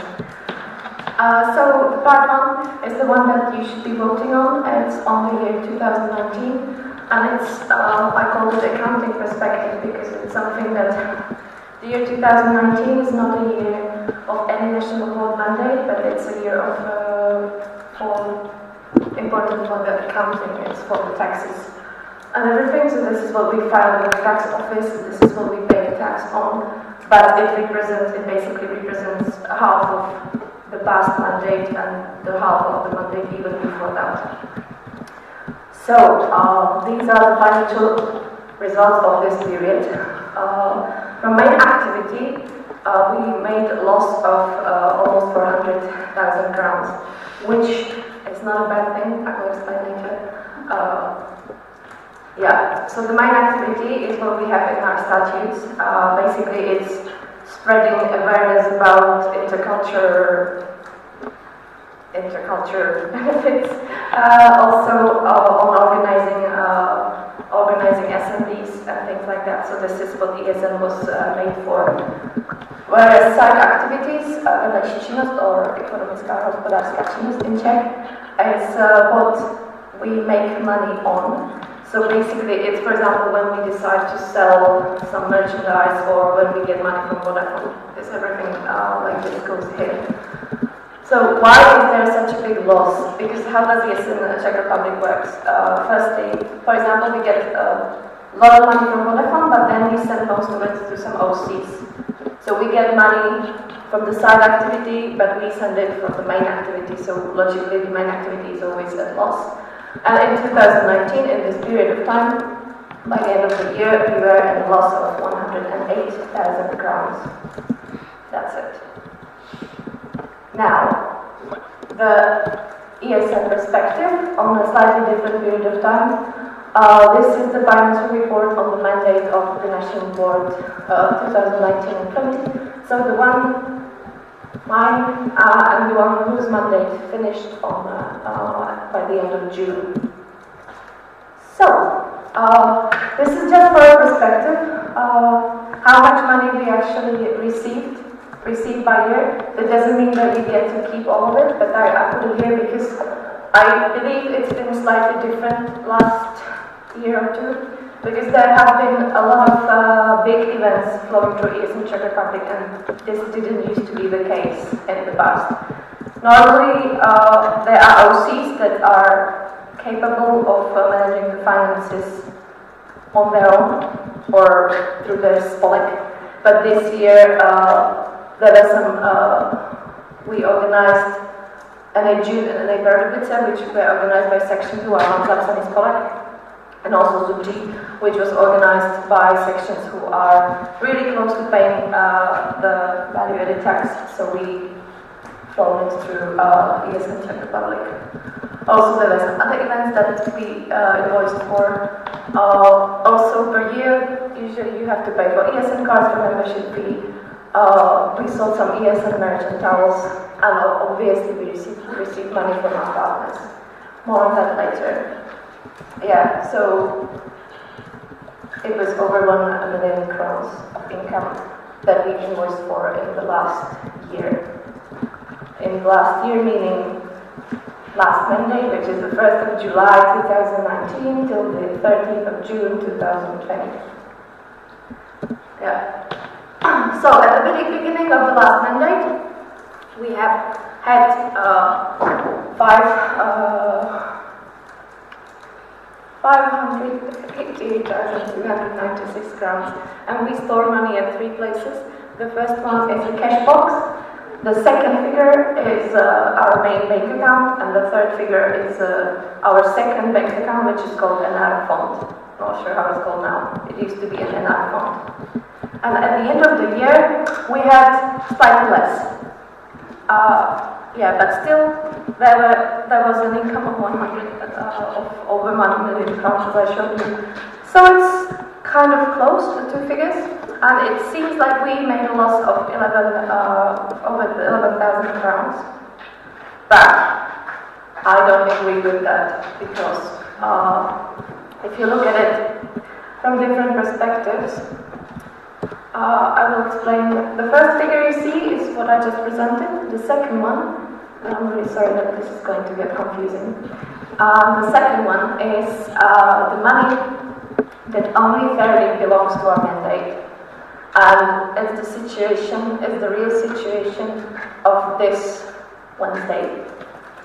And what I mean by money that belongs to our mandate is during the period that the National Board is there are still some things that belongs to the mandates before and after that. So in my case, for example, at the beginning of my mandate, we still received quite a lot of money from merchandise from the previous ESN. So we had a lot of income that technically belonged to the previous budget. Also this year we ended with the National Assembly June, but by the end of my mandate, the fees were not paid at all.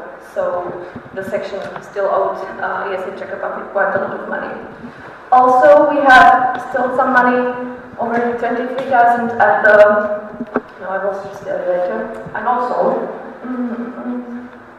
there were some reimbursements on the very first day of this mandate, because the previous mandate ended on the weekend, and so there was some reimbursement from the previous National Board on the very 1st of July, so this should also not count to this mandate. Are you following at all? Okay.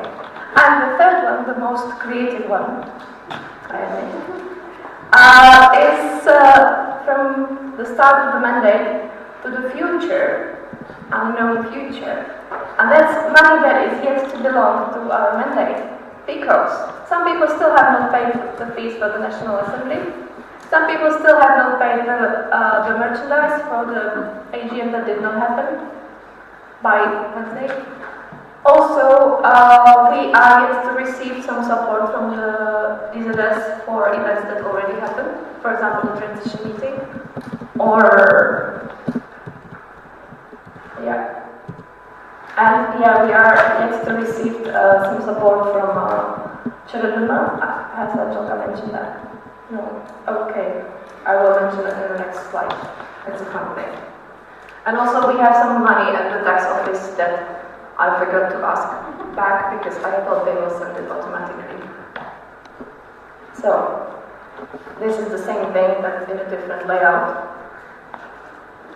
So to explain, the approved budget is the budget that was approved by the for the mandate that I'm presenting. So we had approved, or you approved the budget balance of minus 30,000 crowns.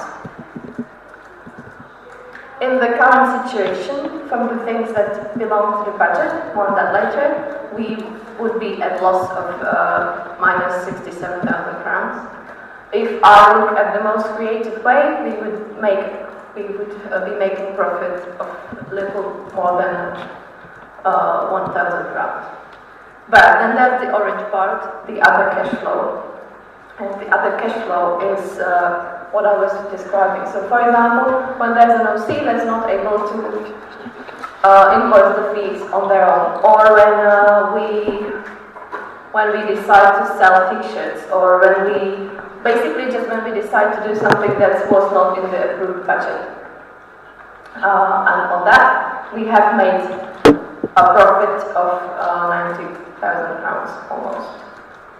So the bottom, the balance total as the balance that I'm presenting basically. So, more in the detail. On the income, it's quite an interesting part. Yes, we kind of counted on getting a little bit more money from Vodafone than we actually did receive. You can see that. And it's only going to get worse, because that was before Corona. We did receive more money from Revolut than we counted on, but this is because I don't know if you remember, but we asked the sections, because the original deal was if that ESN Czech Republic keeps 50% and the sections the second 50%, but most of the sections agreed to keep it in ESN Czech Republic, so the final income from Revolut was 46,000. And now the other income, the interesting part. I don't know if you remember, I guess most of you could, when I sent you the crazy message on Facebook on your values, it was the research from the Czech Youth Council, the weird questionnaire. Yeah, so for managing the questionnaire, it was part of a huge grant, and the ESN Czech Republic is going to get 23,600 crowns for this. And there will be some results next Friday, I think. Me and Adele were supposed to go to the conference, but it has been cancelled. But yes, so this is quite a nice surprise. But the original deal was that we somehow decided that we are going to use this money on something fun. Because it was not accounted for in the budget, so I invite you to come up with something that is fun and useful, because I would hate if this would go for something boring. So currently the idea is the throwing microphone that you remember from Zucchi. But if you come up with something better, tell me. Yeah, so on the expenses, we have expenses in four parts, A, B, C, D. So the first one is operating expenses. As you see, it was approved to spend 28,000 crowns, but we only spent 17,000 or 18,000 crowns. I guess this is not very interesting, and it was linked in the preparation package. The second part is MD related. These are the expenses that are related to the National Board affairs. So it was approved to spend 90,000 crowns, we only spent 58,865 crowns. We have not interacted with any partners. That would cost us money. We didn't have many other expenses, and other than that, yeah. To explain the very first one, currently the National Board meetings, this is what I mentioned about the visitors' money. It was approved to spend 20,000 crowns. Currently we spend 36,000 crowns, so a lot more. But in the future, we will receive the promised money from visitors, which is over 30,000 crowns for the meeting, so basically the real result is 6,000 crowns. So it's kind of nice. Yeah, I just forgot to translate it. Yeah, for the National Assembly support. This is the figure, also will be explained in the orange part. We spent less money because not all sections asked for the full support, and also there were not all the assemblies that they were supposed to be because of COVID. Yeah, for the other ESN Czech Republic events, we spent significantly less money, mostly because we had a support from visitors. Yeah. We spent 300 crowns on the partners on assemblies. I guess it's tickets for children, for, I don't know, the CHASPA girls. Yeah. Podporné složky networku is called support structures. You see, and yeah, these were meetings for supporters. Yeah.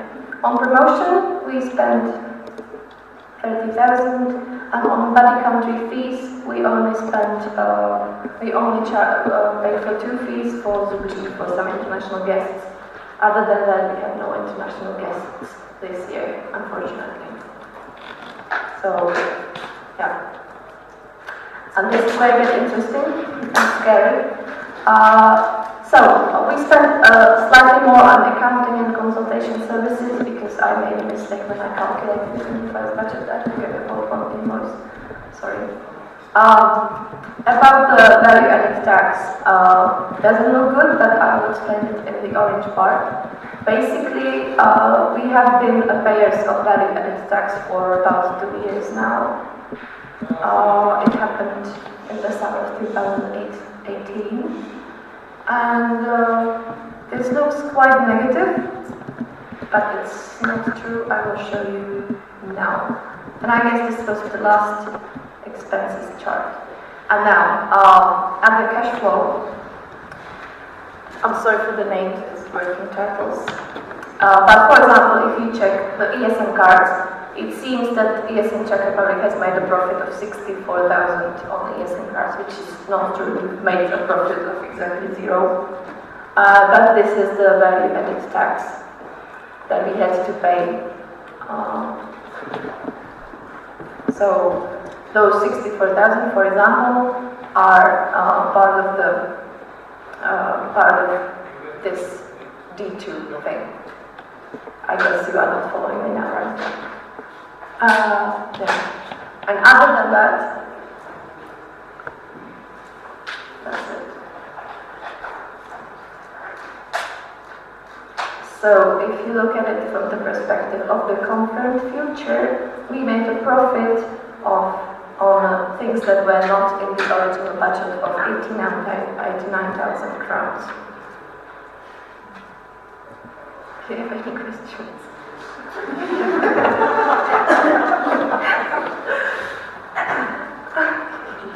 Yeah, and that's it. This is the overview again. And I think this is my last slide ever. So here you go. Any questions? So I'm opening the speakers list. Are there any questions?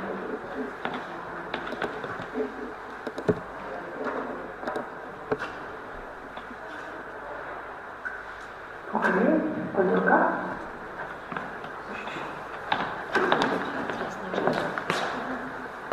Hello, ESN CZ. Thank you very much for the presentation and for the overview, and also thank you for handling our finances as well. But I would like to use this opportunity to thank you in front of everyone for what you have done with the council, the chief council, you. Because the project is extremely important for us and you have dedicated quite a lot of time for that. From the treasurer position, excellent. And now we get to buy something funny, right? So thank you very much.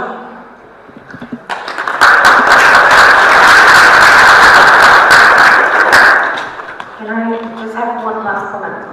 If you look at it, I think the budget looks, I don't know if you see it that way, but the way I see it, the result is quite nice. But you have to realize that this last year we had to cancel a lot of events. So this is why we got to save a lot of money. Also, we received way more support from EZS than we actually could use. So that's another reason why we are in a profit. And thirdly, I don't think anybody realizes that, I know that knows that, but the national representative, Peppa, has not asked for a single crown for refunds. And that's a huge, I think that's 70,000 crowns that we technically owe him, at least, but he didn't want it. So, yeah. Okay, another question, okay.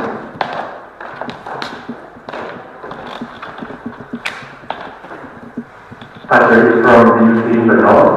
I'm not sure I actually get how this chart is related to the chart from the first slide, where was the financial results for 2019, which says that we were within a loss of 100,000 and 108,000 Czech crowns. So if it's simple to explain, you can try. Well, it's because these are two perspectives. The one is the 2019 is a different period of time. 2019 is 2019 from the January until December. This one is 6 months is a year, 6 months in advance. So mid of 2019 till the mid of 2020.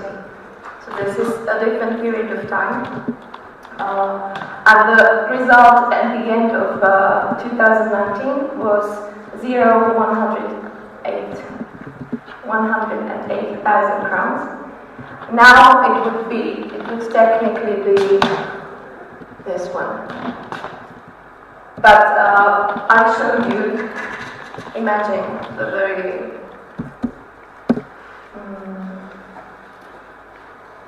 this slide.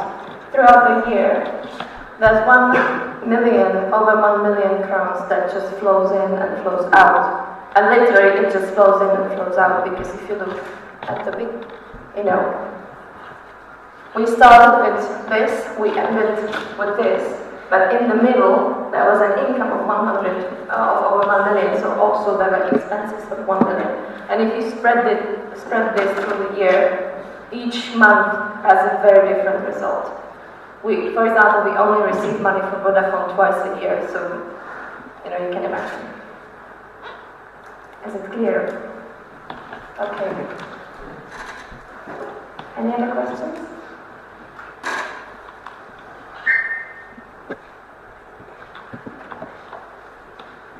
Okay, I don't see any questions. I propose to close the speakers list. Is there an objection? So the speakers list is closed. Now to the organization. We're going to have lunch. We'll be back at 14:15. We will meet in front of this building to take a picture. And then at 2:30 the plenaries will continue. And now a short OC announcement. Okay, about the lunch, it would be great if you would go one by one, to the first floor, where the coffee breaks are. Just go there and Bara will check you in a list. She will give you a food, and if it's possible, take it again outside somewhere. And don't forget your cutlery. If you don't have, go for, if you have it on in your room. And if you don't have, we have some plastic ones, but it's not that big.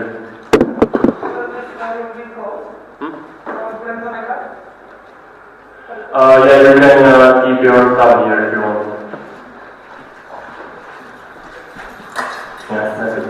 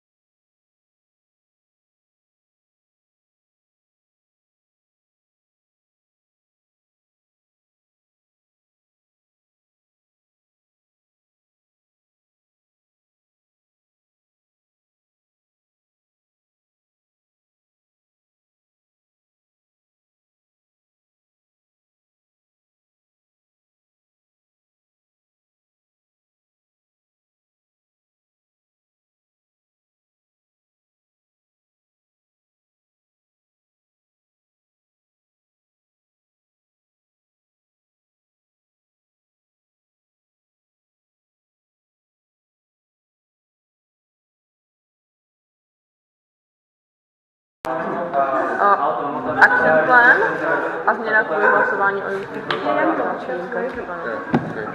A to by nebylo špatný, to ten financial sector. Hele, ten financial to je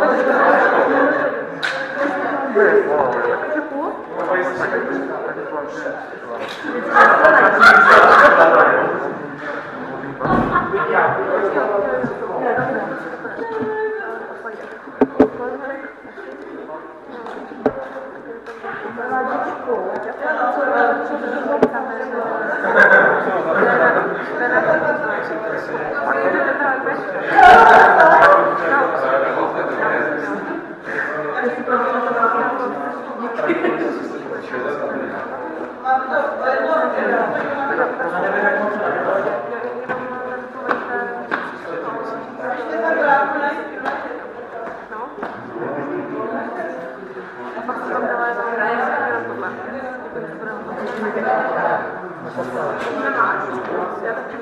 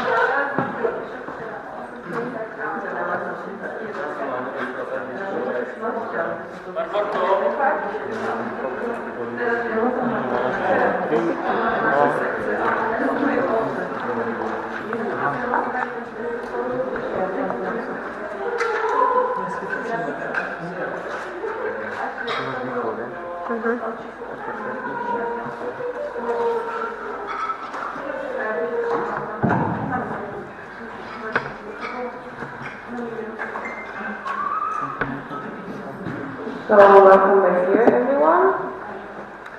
And we can start with another presentation by Adelka and Gabi about making ESN CZ greater. Please come on stage.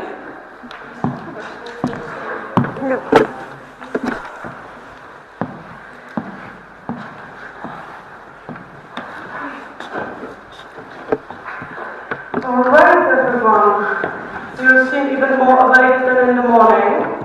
How was lunch? Good? I hope you got your siesta when we had a bit more free time after lunch. And now you feel ready for the afternoon block. So we have a couple more presentations and some small sessions regarding other important topics. And now we would like to tell you a bit more about the campaign Make ESN CZ Greater. So, now, okay, you guys ready?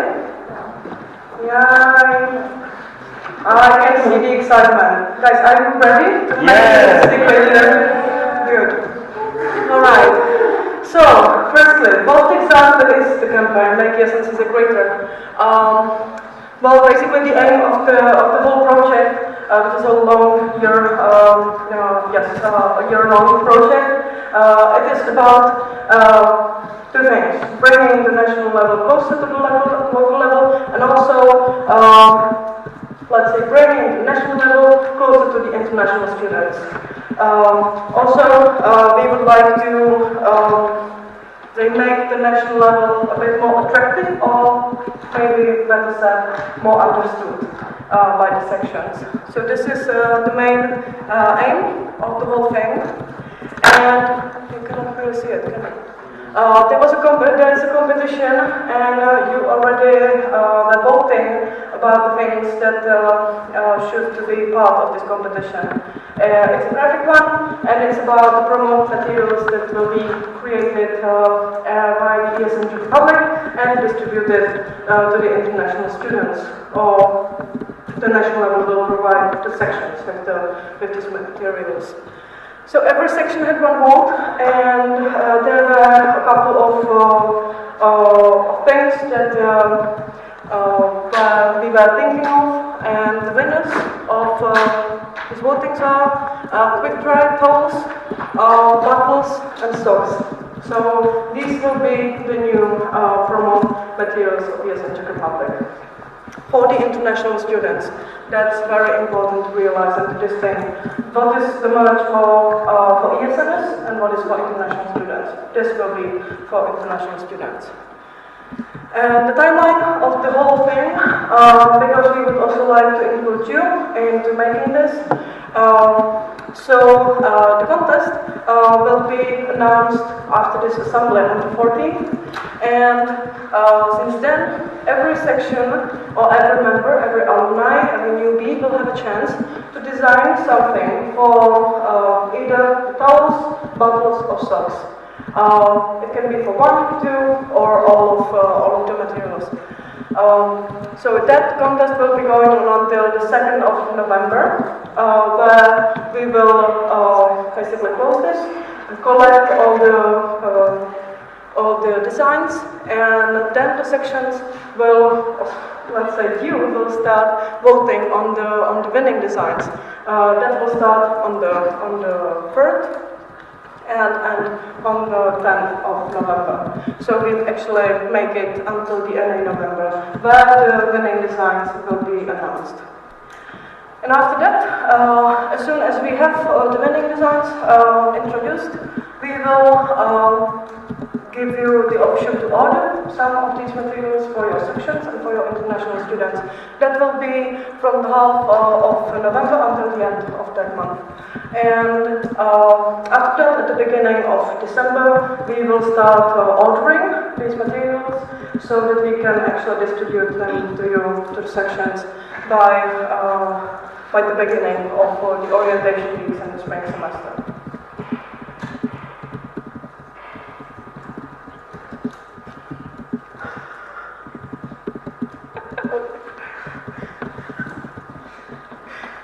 Yeah, kind of funny situation because these two previous slides should be mine, but I'm so excited about presenting. Never mind. Okay, let's talk more about the concept, about common rules. Thank you. The design doesn't have to be ESN related. There doesn't have to be some logo, ESN, the star. It's really up to you. There doesn't have to be a logo of the city, of the university, and so on. But it should respect somehow the name of ESN CZ, somehow. And also respect causes of ESN and our code of conduct. So, as Andrea said before, you can create a design for all three types or just for one. Or there can be one design for all these stuff. It's up to you, it's open. And it can be funky, for sure, because you want to be funky somehow. So you can just try it. So, why you should do it? Why you should promote it in your section? Just open yourself to fantasies. Just create something. Open your mind for this, because I think it will be kind of fun. Choose something afterwards. And also, you will support other sections without some PR and graphic guys or girls. And you will also spread the ESN spirit across the world, because after there will be somebody, I don't know, in Malta, in Ukraine, Russia, Taiwan, somebody with the merch. I think it will be really nice. And also, if you will win your graphic win, you will win, let's say, ESN crown. What is it? Who knows? You can see it there.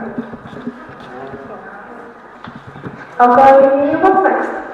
As I said before, there will be some ESN crown for the winner. And also, we are planning some Czech version of Star Awards. We will send you more information about this, but if you will know Star Awards, there are some topics or something. Topics, for example, causes, culture, whatever. We will see what comes into our minds. There will be also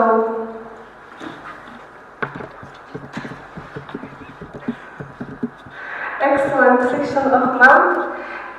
If you know, for example, section in the spotlight is the international one. We will have excellent section of the month, so some section can win this competition. And we will also promote our culture a lot, and there will be also humans of ESN CZ. There is more and more stuff in our minds, but we will, let's say, send it later.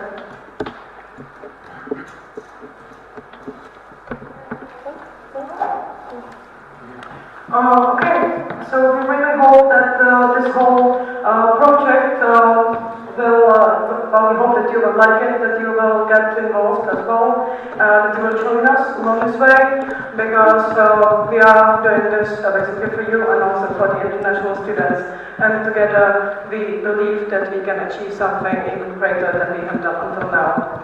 So again, take this as a great opportunity to get to know other members of the network as well, to help each other, and to do something beautiful for the students. So thank you. If you have questions, you know what to do.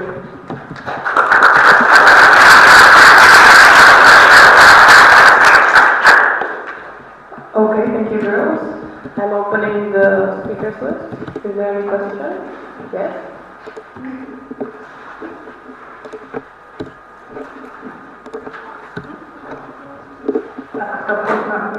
Tak Ilya ESN CZ. I wanted to ask actually, sorry if I missed the presentation, but it's supposed to be one design conception, or it can be limited. It will be one design, right? So as my name again.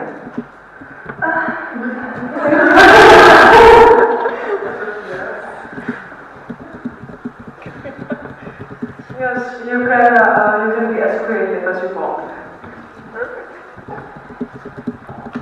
Okay, another question from Vicky.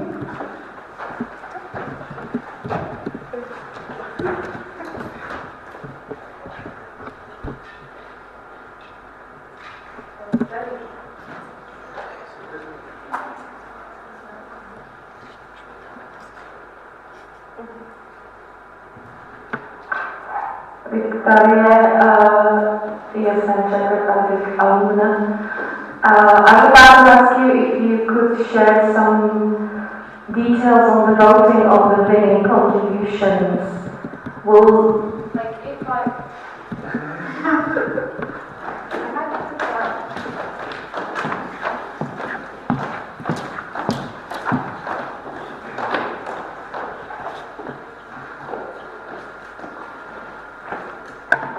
Thank you. I wanted to ask you if the contributions to the competition will be anonymous for the voting, if you thought about this, and who will be voting for the design? It will be one vote per section or some general Facebook poll or something. Thank you.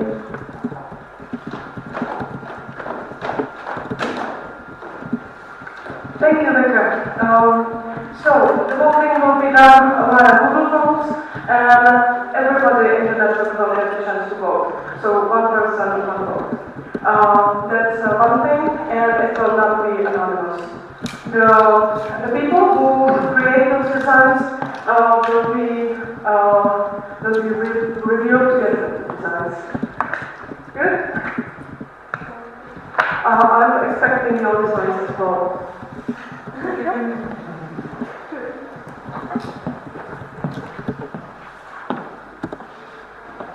Are there any other questions?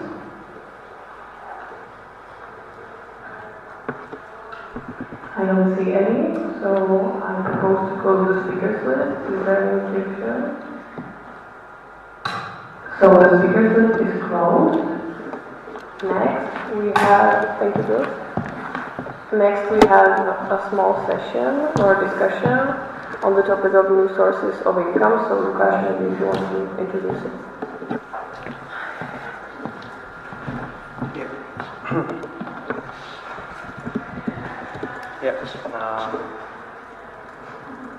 Now it's working. May I ask for the presentation? Sure.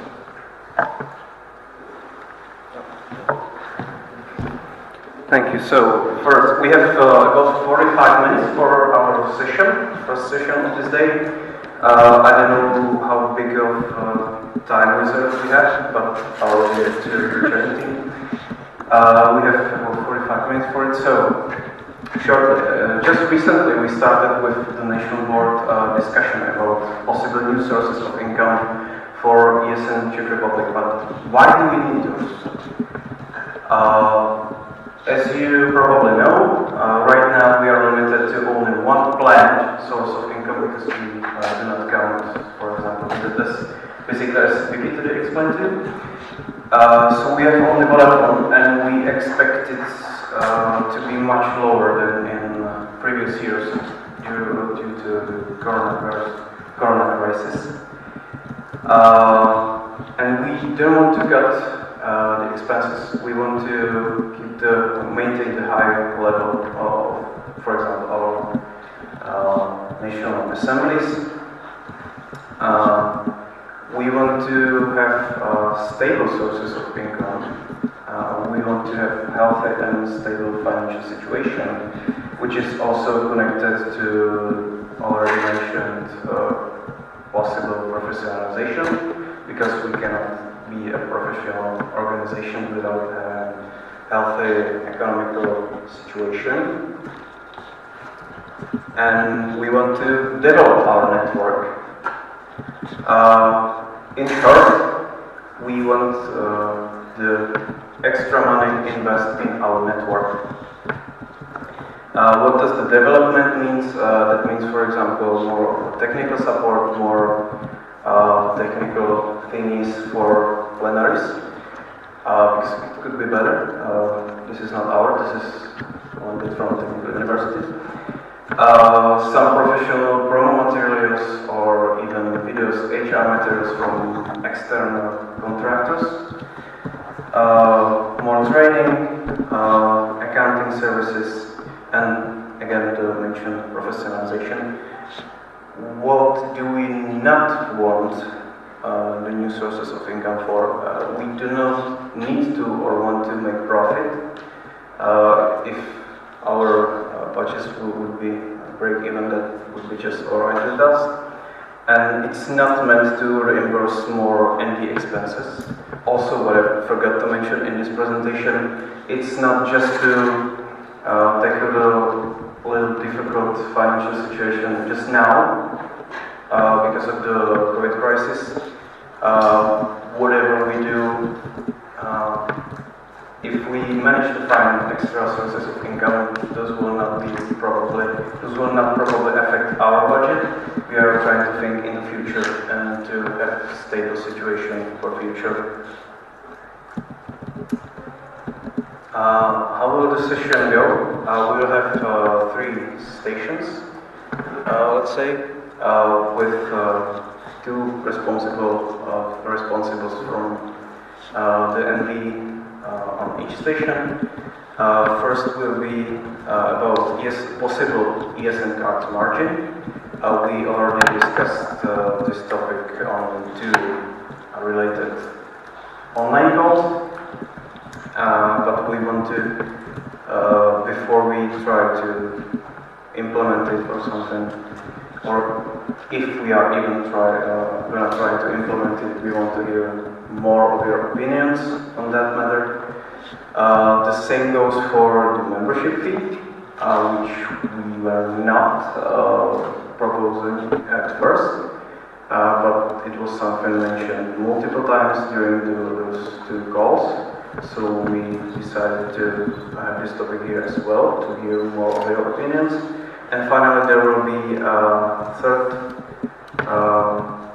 place for your brainstorming and your ideas about. We believe you are able to think outside the box, and you might have some idea we didn't. So we will be glad to hear them. So I would ask you to divide into 3 groups. We will have more or less, or slightly over 10 minutes for each station. Then we will, let's say, rotate. And since the weather is nice, I would like to propose to move it outside, if no one is against it. Yeah? Okay, so I would ask the members to take one flip chart per one topic and create some stations outside. Are you able to create 3 more or less same groups by yourself, or do we need to count? Okay, let's say this part, you will go with me to the first station.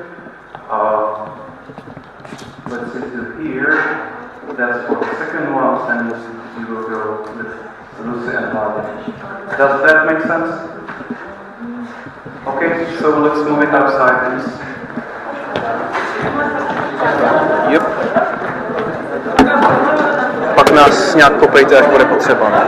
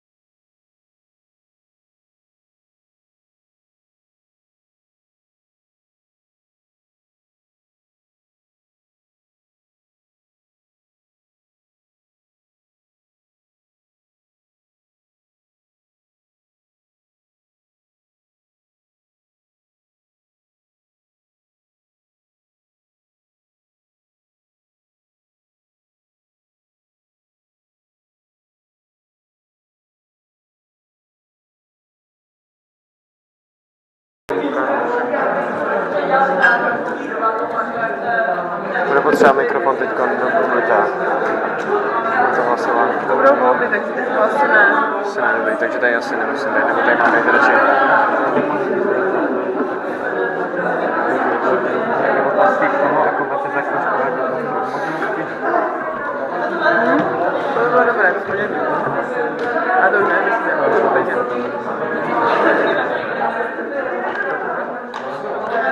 Okay.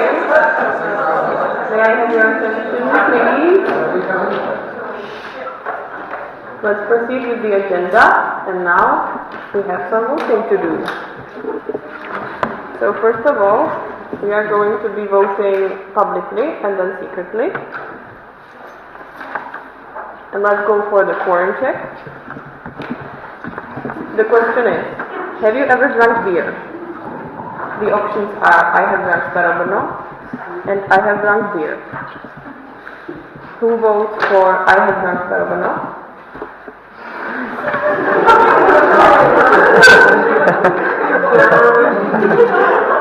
Okay, who votes for I have drunk beer?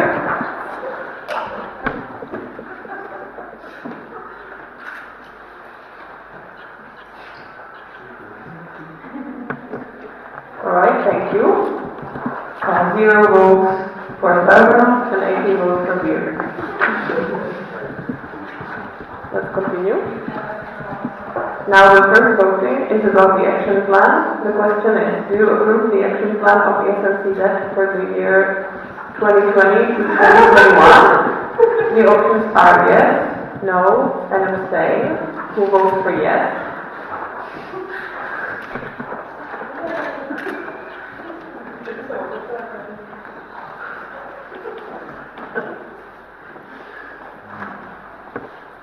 Thank you. Who votes for no? And abstain. And the action plan has been approved by 18 votes.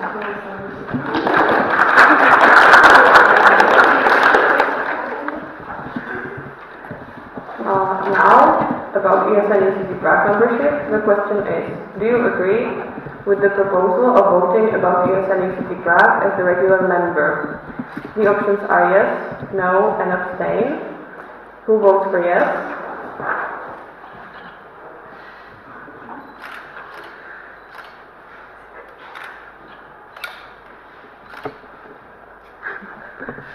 Just a moment.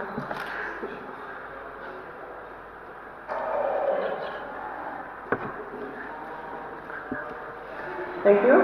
Who votes for no? And abstain? Alright, so this has been approved by 18 votes.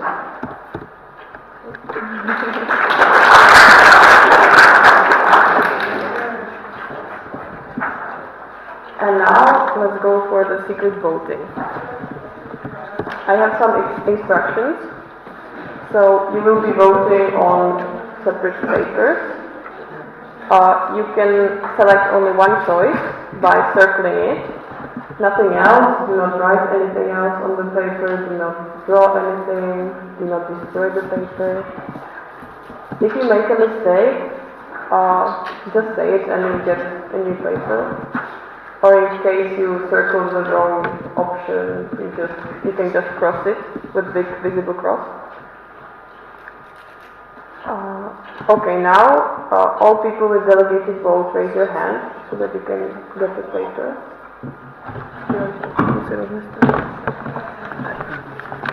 První je... Jo, já to tady nemám, nevím co první.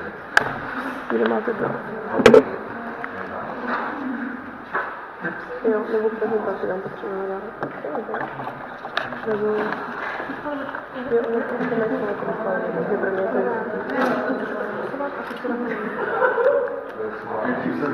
První je to dětský. Jo. To ještě tak dá rozdůste. A protože to podá... Že ten papír tak nechceš do ruku. Jo.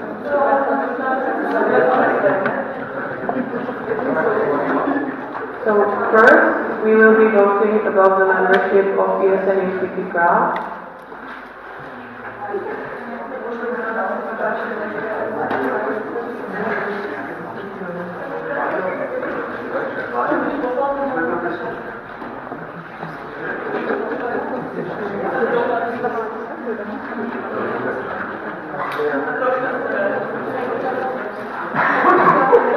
zakroužkuje se.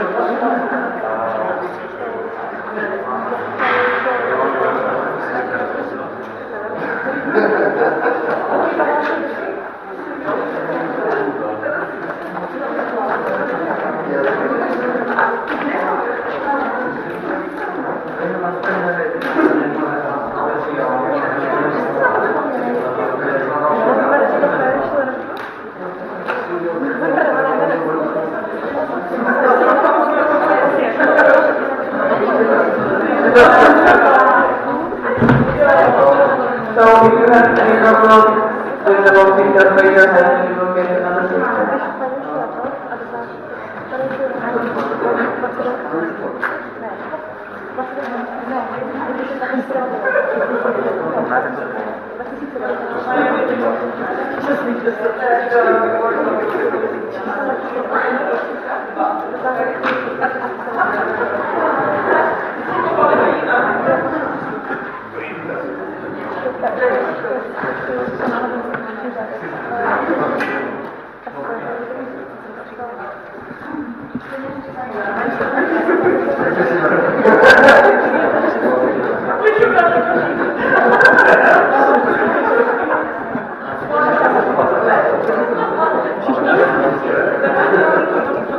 Tak to budeme prohlídni. No to spočítá se. Jo, a prohlídni, jestli je všechno zakroužkovaný pořád. Nepočítej co a já, jenom prohlídni, jestli je všechno.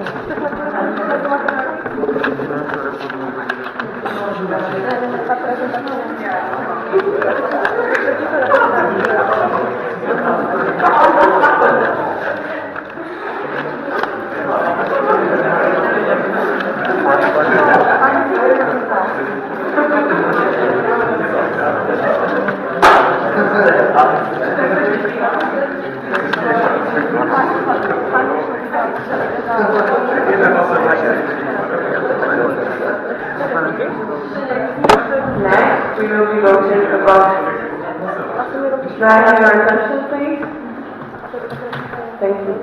Next, we will be voting about the responsible person for the open call to the Audit Committee.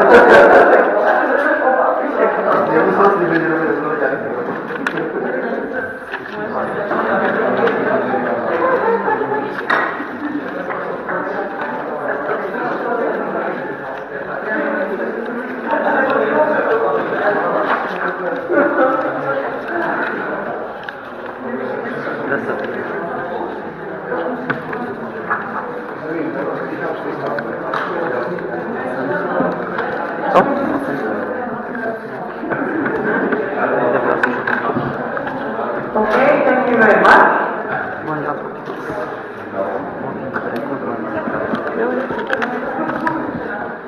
And now, one last public voting, because you enjoy it so much.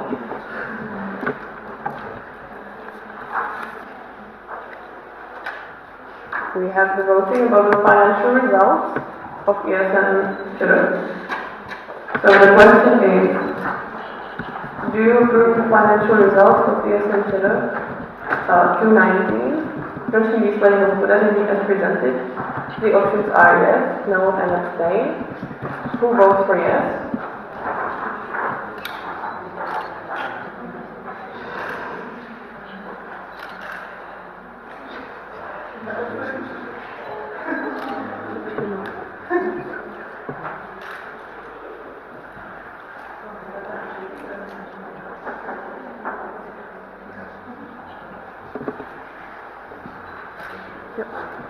Thank you.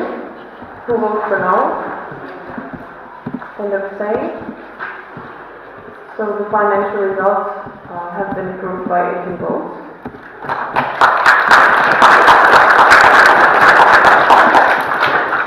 And now we can proceed with section consultation. Adelka, would you like to go first?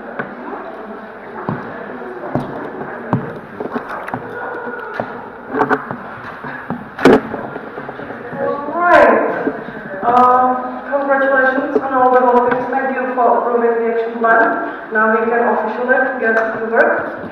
And about the section consultation, we have another small session ahead of us, because section consultation is, let's say, a process of consulting the sections about votings and not only votings, but our activity, our country's activity on the international level. Until now, all you know that before ESN review there was an AGM where sections voted individually, but now this all has passed to countries.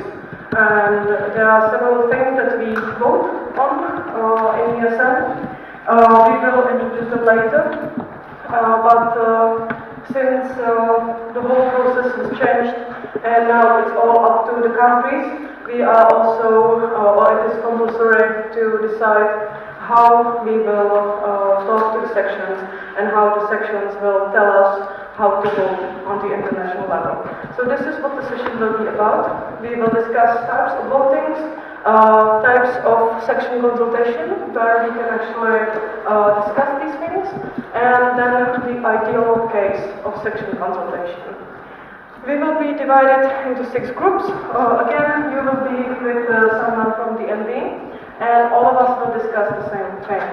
In case some of us finish before the end of the session, you get to have some free time, but please be back here for the plenaries. Okay? So now, I believe we can I ask how? So we divide into groups so that you are not from people. You are not with people from the same section. Okay. Can I ask? For example, all the Prague sections to come up here on stage? The representatives.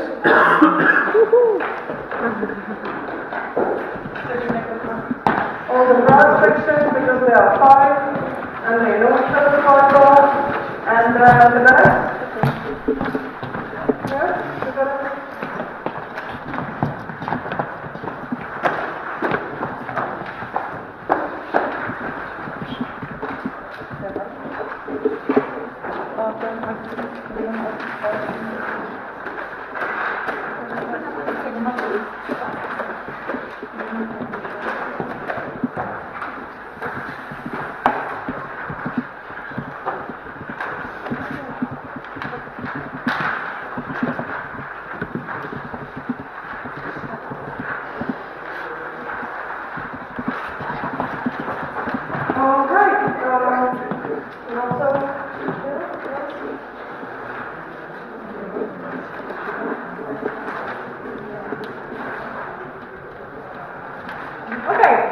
Then I would like to ask you, who likes black color? Black color. Okay, so from the no, Andy. I'm not being divided. Okay, so 2, 4, 6 people. Can you please bring us to the stage?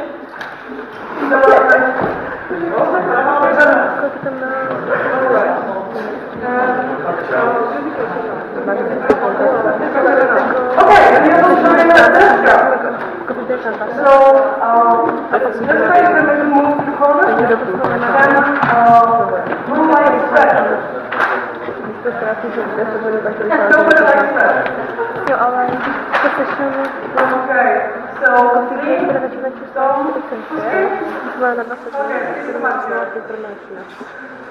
Já jsem takhle přepíšu.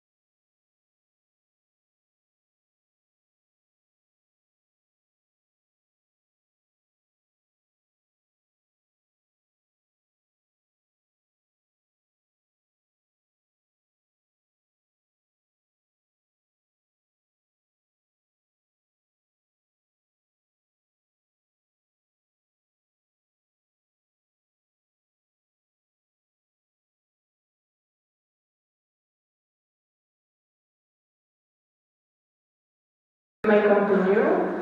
And before we get to the SOS update,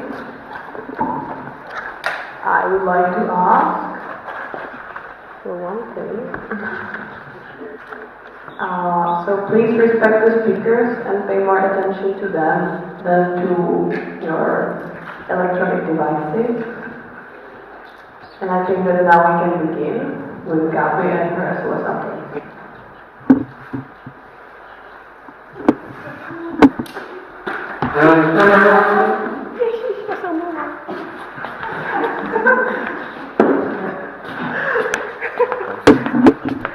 Ale který si můžu přečítat, no?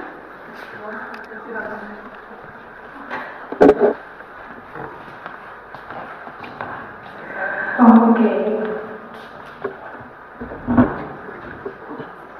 Like 6 months ago, I didn't know I was stand here and talk with you about another SOS changes. Wow. Okay, so here we go again. So maybe you already know that there are some changes planning in the future until November, let's say. It's about changes in the NP agenda because there is no NR, you know, and then there are some changing regarding the supporters and all of the NP members. So here we go. I have some documentation, I have some flip chart as you can see, and this is more like discussion time with you. So maybe I will talking here, but it's also, you can just ask every time or you can just shout your ideas. It's just open space now. So, what's first? First let's talk about national supporters. As you know, we have some of them, and according to our statutes, they are not existing, let's say. And we just want to change it. So we would like to put some, let's say, basic information about them, their rights, responsibilities, duties, and so on. Check my beautiful dream. Okay, and now it's time for you, because we want to discuss and consult with you what would be the rights and duties and responsibilities of the NP supporters. Of course, there are some of them now. Do you know? Becca? The right should be that they can get feedback if they want. Okay, I will write it here, okay, but you can just shout.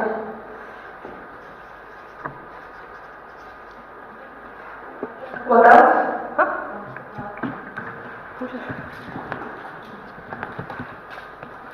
Okay, we can start with rights. What do you think the supporters should try to do or something like this?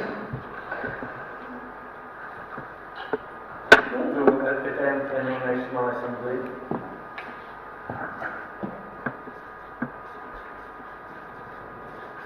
Okay, what else? Maybe that would be like NB and supporters meetings, like a unity with NB. So So there is the right to attend? Yeah, like not or do even like events where you will have team building of your supporters and NB.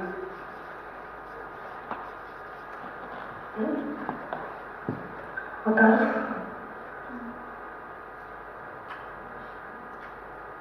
Consultation with NB whenever they meet. And what about the consultation with sections?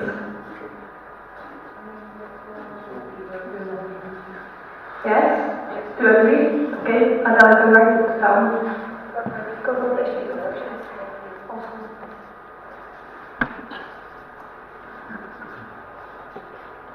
Something else?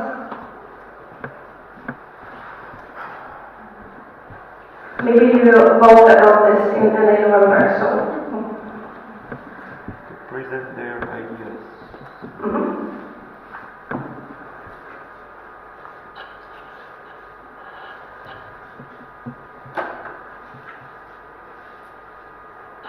Martin, do you want to present some ideas now about words?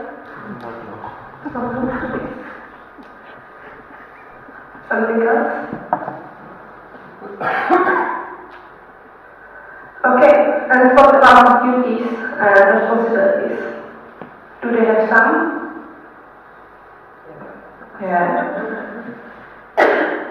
Support can be in sections. You should write it.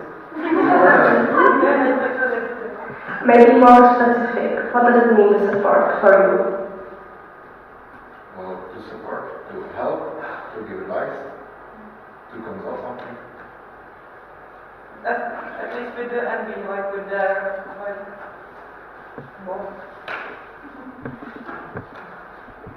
fulfill their agenda.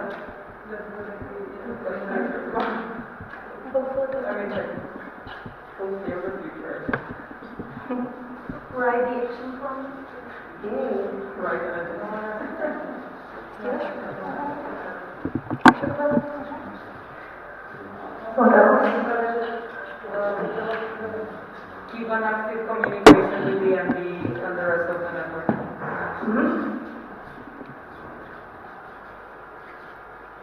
Maybe report their work. Sorry? Report what they've done.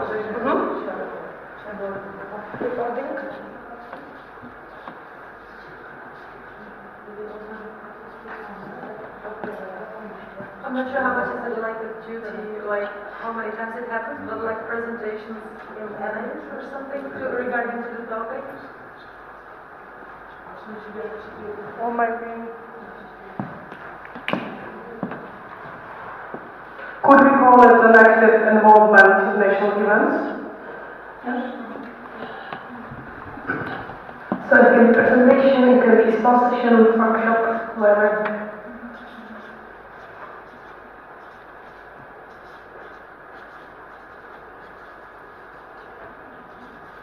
Something else?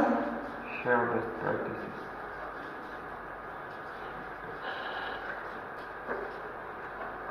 Make the NB's lives easier.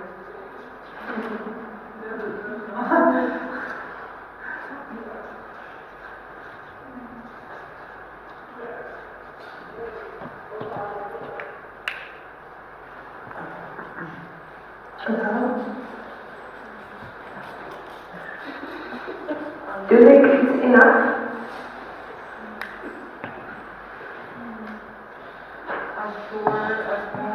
Transition for the position.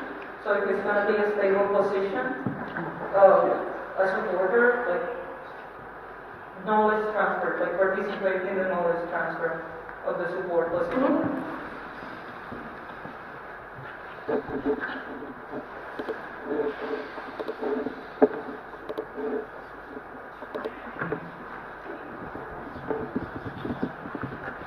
Attending meetings with them, I'm not sure if it's written down.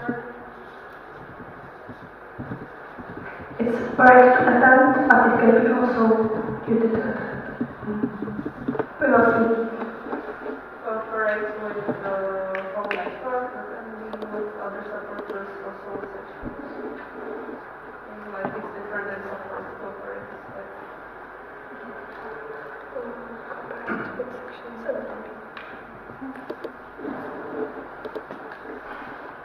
active communication.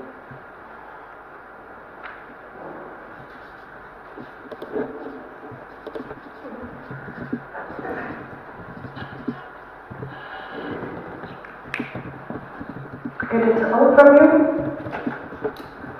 Okay, me. But there is the third one about the candidacy for national supporters. I don't have the chat for this. Sorry, But there is some, let's say, system about the candidacy of supporters. Do you know what kind of system? Who knows? Hands up.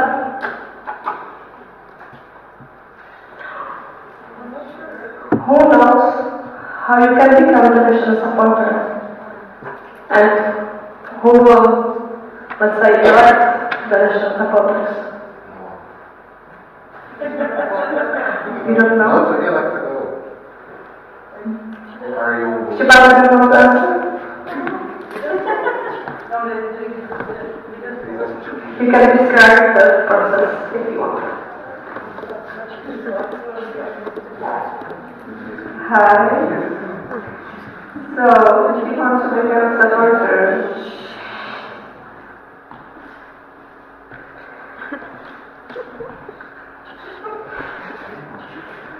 you should be somewhat experienced in network. That means you should know the structure of national board and national board supporters. Also,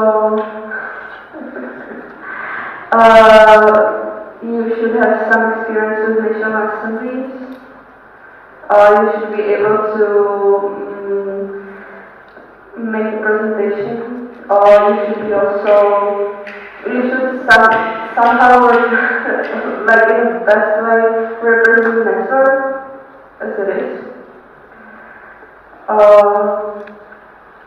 And also motivation is really important. Good time management is really important. And self-management. You know, you are making action plans. Best practices are important for the position. And the national board makes open call for national supporters, and each national board member chooses his own supporters according to their occupations. And I don't know if I told something. Yeah. You should know English. Yeah. Because not everyone, every single member of your ESN CZ speaks Czech. So, because of integration of other nationalities, you should also have some skills in English, some good skills that you can write and email write and present in English. Thank you, Shibata. Okay, if you think about all the stuff what Shibata said, do you think it's okay? Do you agree with the process? Do you like it? Is there something you would like to change about this? Just asking.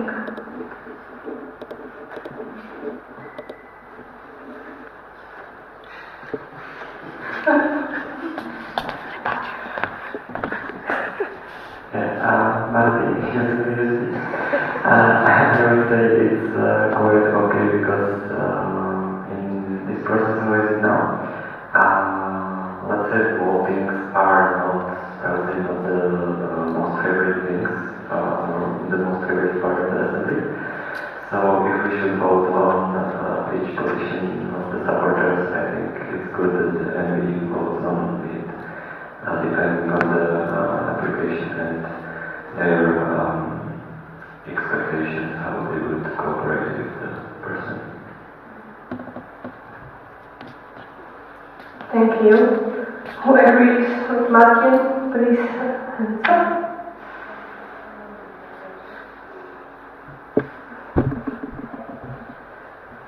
Do you have some comments, Marian? Yes.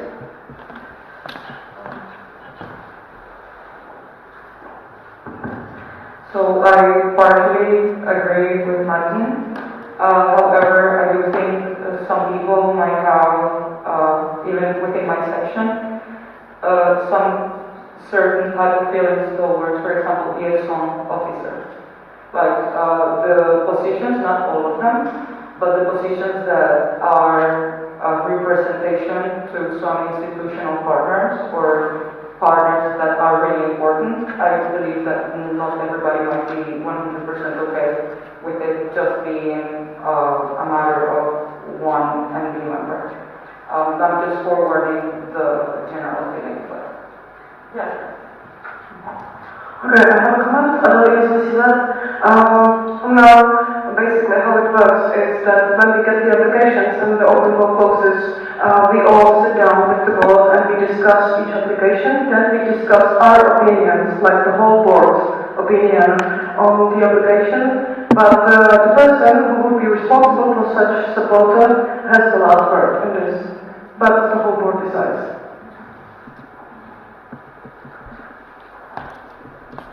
Yeah.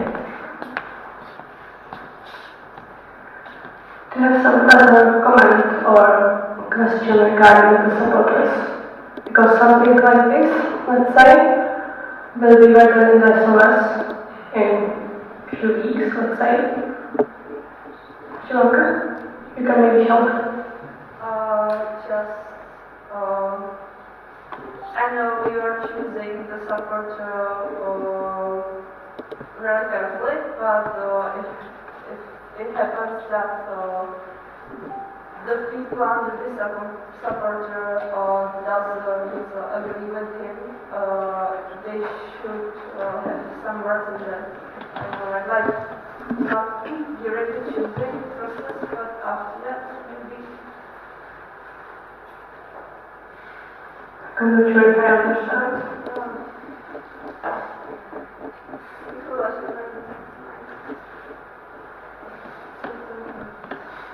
Okay, we'll talk about it later. Okay. Okay. Okay.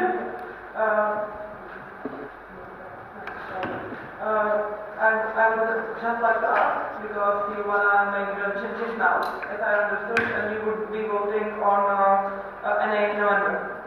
But there was quite new open call, so would be applying this to the already elected positions, because they make the application based on something, and now they would have like maybe new duties or something, so they wouldn't maybe like it anymore. It can happen because there's new supporters. I don't know, it's just like idea. I think it's the same which we were with the open call. I think there's nothing special. What do you think, Adam?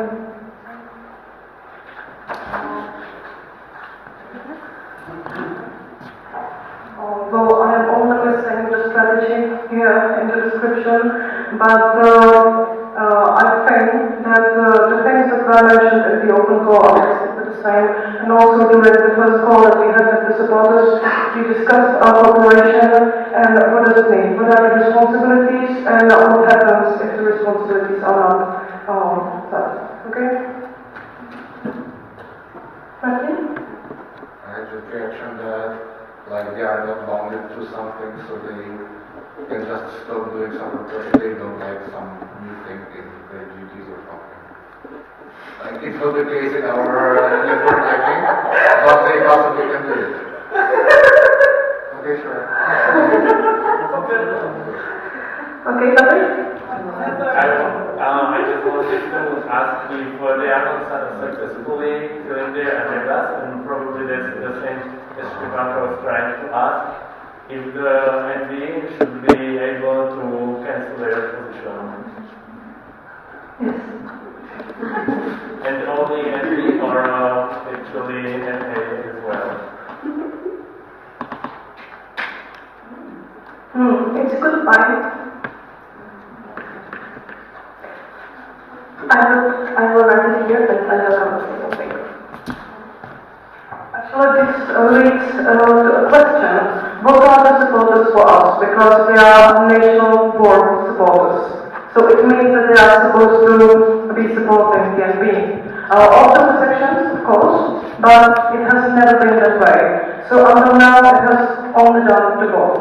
But now, if we want to change the structure, and if we want to think about it from a different point of view, we stop calling them NB supporters, and we just say national supporters.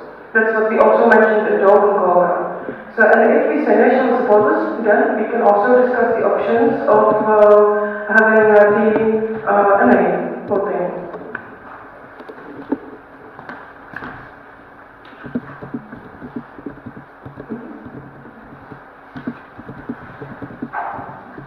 I have a question about the channel in which the open call is made. Like, I know that officially, like, it's always an email sent to a specific mailing list. I want to know which mailing list specifically.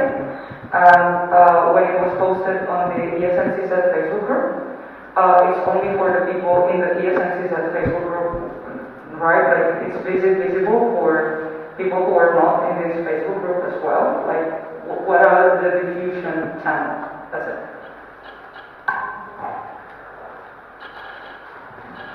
Okay.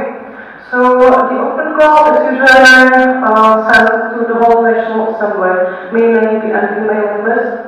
That is basically everyone from the whole network because the LRs are responsible for adding the new members to this mailing list. So it's sent to the whole network and then it's only promoted in the Facebook group, but Facebook is not an official channel.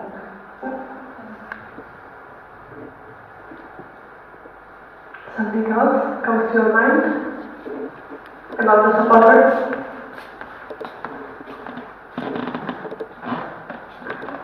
If not now, maybe in a few weeks after I will send you a very funny and beautiful email about this. Okay, what else? Now comes the funny part. LB agendas changes. Wow. So here we go. Some, let's say, LB members. There's my daily check.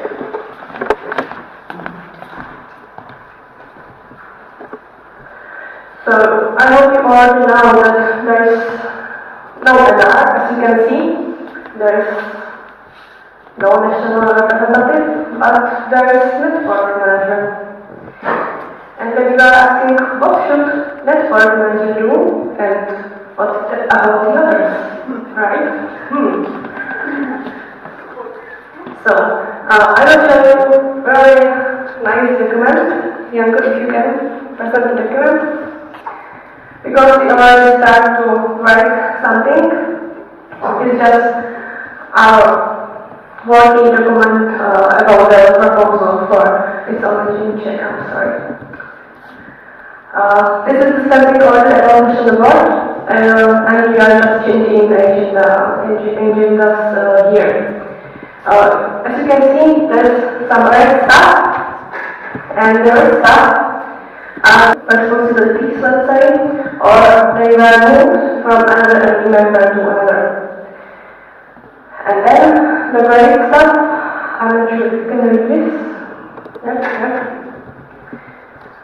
No, well, it's worse. It doesn't matter.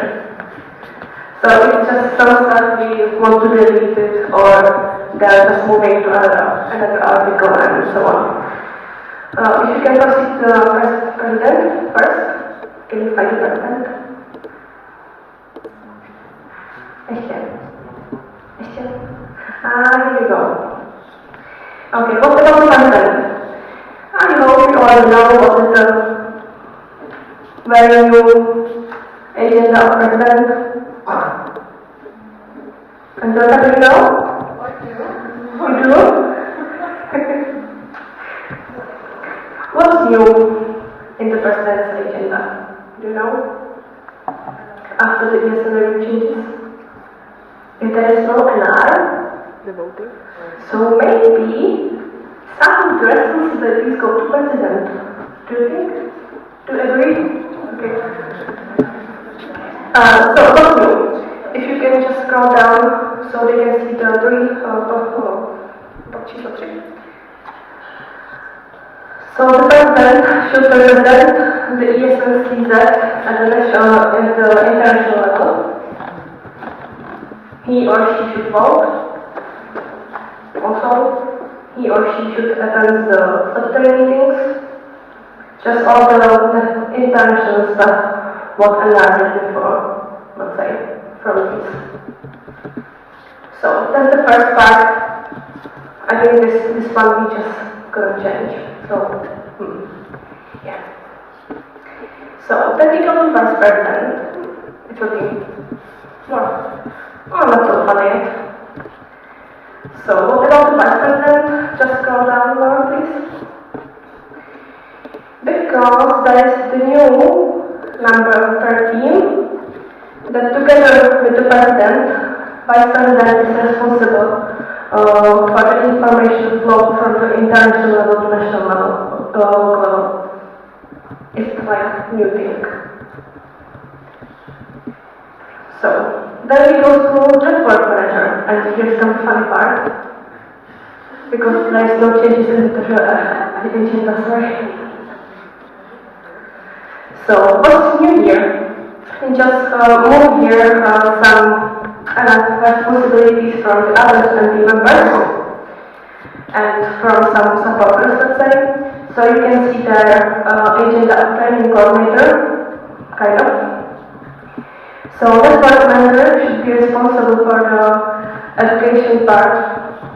Education in our network. So it means coordination of the education activities in ESN CZ. It means meetups, workshops during the national assemblies, just the training, coordinate the agenda. Yeah, as I said before, also there can be some webinars, just education part. Oh, what's new here? He or she should also be responsible for the national events of ESN CZ. It's kind of a new thing. Do you know some national events?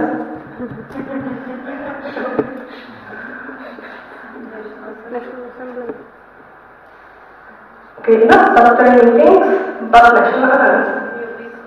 Yeah, ESN. What else? Let's call it national team buildings for the future, and we will see, okay? So network manager should be responsible for newbies, meetups, and national team buildings, just for these events. And also, he should be responsible for the HR and events community.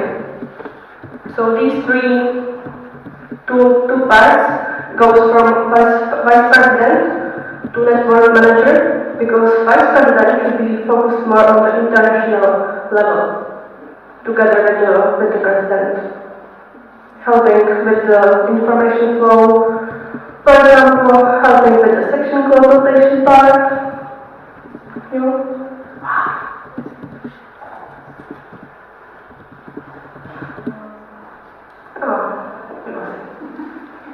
So I think this is the biggest change which we are talking about here. That some part of the agenda of the vice president will go to network manager, and some part of the agenda of NR goes to president and vice president. Do you understand? Maybe kind of. And also, I'm sure maybe it's for the partnership.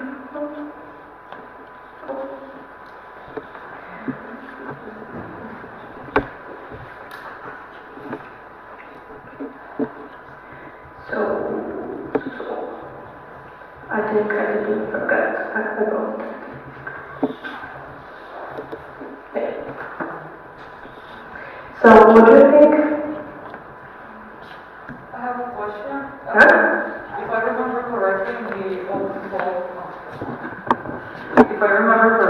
in the open call for the supporters, the HR and events were actually under vice president. So it means that it will all be moved to network manager. Yeah, in future. We're going to change this during November, because after this there will be new open call for national board. So we should, approve it, hope so. But until end of our mandate, it will be kind of different, because we already start our work, let's say, and cooperation with the supporters. So it will be kind of hard, let's say, oh sorry, you are not my supporters anymore, just go away. So we will kind of continue in our agendas for now, but this will be for the new mission board.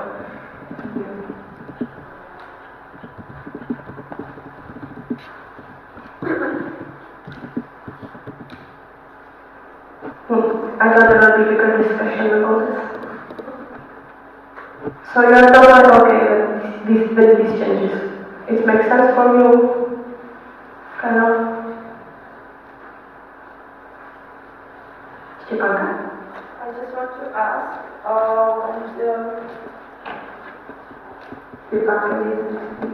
I just want to ask if HR ambulance will be moved under network manager or to head of the course coordinator. Good question, because it's not there, right?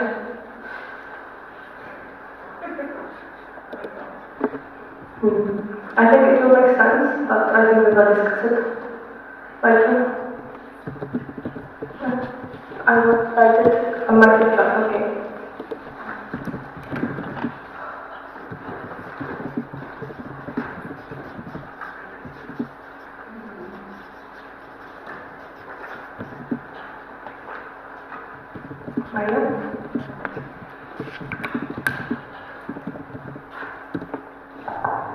I'm not sure if it is something new or not, if it was before in the statute, but I could see that it said that the vice president will be in charge of writing of the statutes and standing orders. Am I correct? I have another question.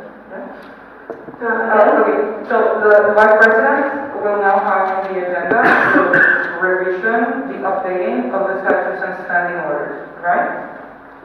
Yeah? No? It's not new in the agenda now.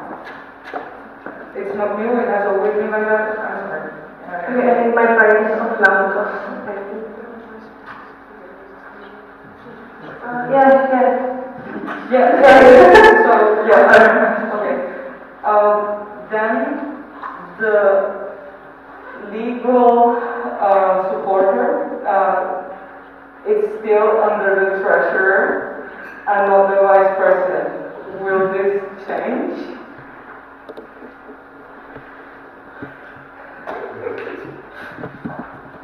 Oh, okay, these are very tricky questions, but let's not talk about supporters right now. Because the structure, as it is this year, was made according to the needs and capabilities, let's say, of the national board. So this might change, probably, and it's not so let's only focus on the energy. Yeah, maybe what I just said before, we also have, of course, statutory meetings, and it will be still a responsibility of the vice president, because it's statutory meetings. But the other events goes to network manager. Yeah, so we have like, I don't know, last 2 minutes, and I'm still missing one topic, so I think we will, I think we will approach you or email, calls, whatever, because we also want to talk about, let's say, removing the MP member. So you can just think about it in the future, because we will ask about this.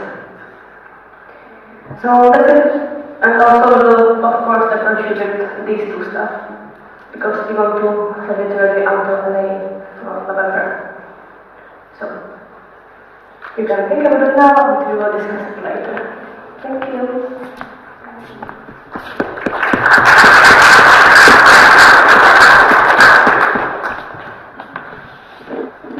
Thank you, Gabby. And now let's proceed to a presentation about the concept of training plans.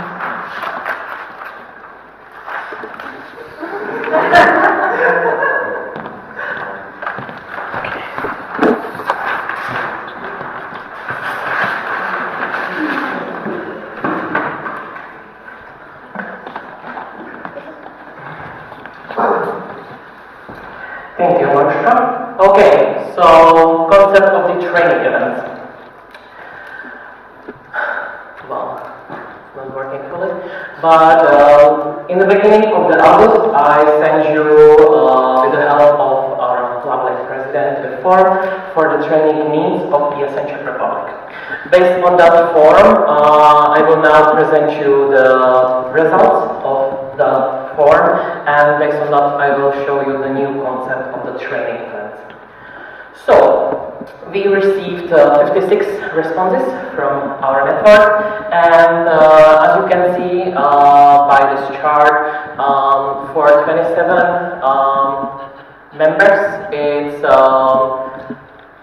important to have training and learning opportunities in ESN Czech Republic, and for 17 members, it's really important. We write you some possible topics, and you should choose, or you already choose what is important for you or for your sections. Based on that, you can see that we receive more than 30 votes for team management, leadership, and communication and presentations. So that's really the most important topics for you or for those respondents. Then we have also important topics such as time management, how to prioritize, events management, motivation, negotiations, etc. Also, we ask you to write us your topics, what you need, and based on that we receive that you need some crisis management, how to keep alumni active in the section and in the network, some public speaking, that you need some probably workshop for the Excel, and that you would like to help and well-being with the expert. We ask you what you as a section needs, and based on that we select it or split it to 2 semesters. So we as an MB think that for the winter semester the more important is HR, the motivation, recruitment, teamwork and cooperation, newbies engagement, and attractive ESN for the new members. And for the summer semester, we think that will be more important the IT, the advocacy, finance and fundraising, some grants, hard skills, and communications. You also brought us inside of the form the main aim of ESN CZ as a national level, what we should do. And we would like to say that everything what you did up there is already corresponding with our action plans. So we did incorporate these topics inside our national board action plan. Also, we ask you if it's webinars, something you would be interested in, and the answer is that yes. So we will focus on that. So we will be trying to prepare for you some webinars. And also how beneficial are workshops with the external stakeholders. There is a response that you don't see it as beneficial, so we will try to more incorporate our alumni and members in ESN which are really experts in that topic.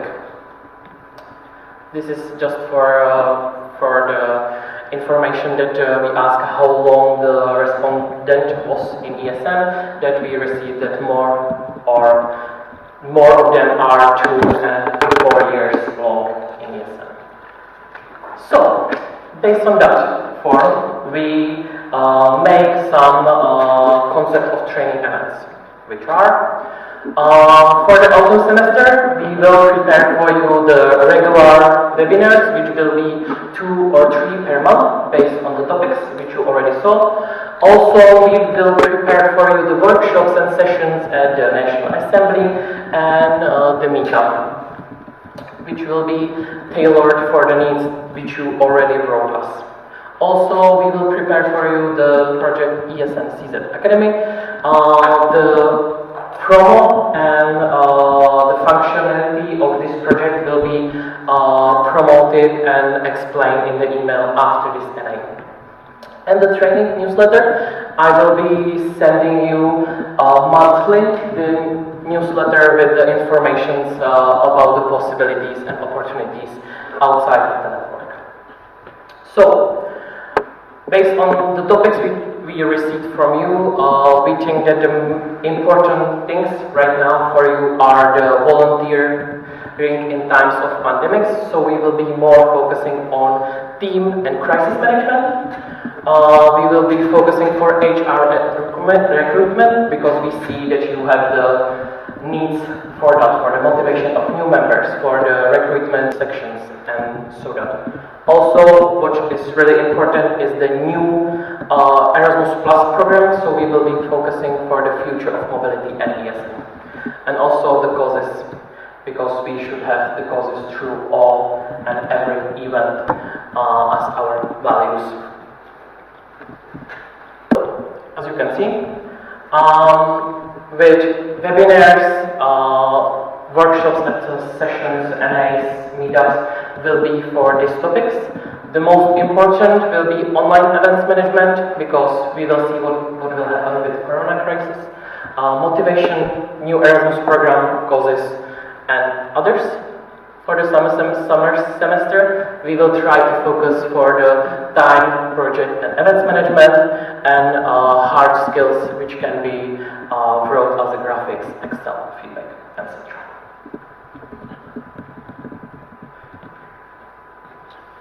Do you have questions? So thank you, Marta. I'm also in the speakers list. If there's anyone who has a question, please raise your hand.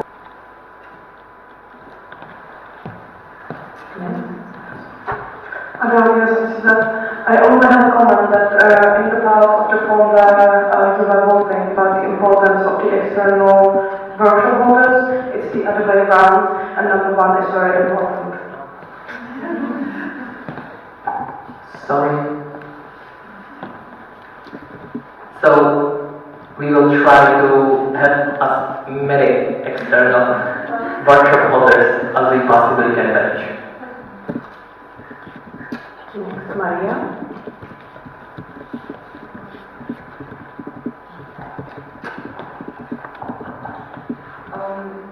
I have one comment and one question.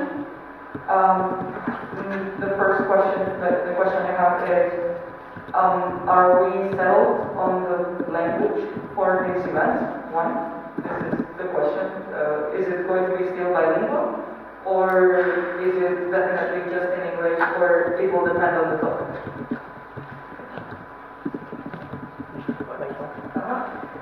It will be bilingual. Cool. Second comment. I see that you have planned 2 and 3 webinars per month, and I can only talk from my experience, but it seems like a lot.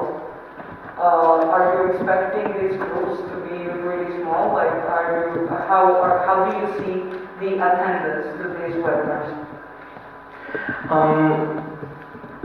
We expecting around 10 to 15 people. It will be based on the topic. I don't think that every topic will be received in network for everyone. So based on that, we will have the attendance. Yes, Thomas? Will be the limit with the workshop? It will be held offline, not online, because online is going to be like more people. But for the meetup, I can imagine that it's like a limit of the attendance. Can you please repeat that question? If there will be a limit of attendees on the it will be held offline, like a meetup or something.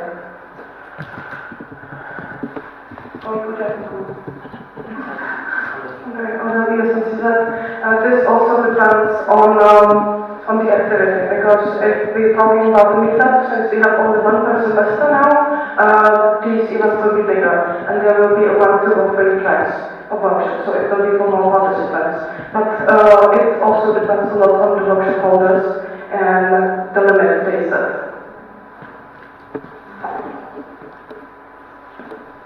Yes, Patrick. Patrick, BSc Bernal. I wanted to ask if you have any particular workshops planned already. Yeah, we already have some, and we will be sending you the possibilities as soon as we can agree on it with the workshop holders.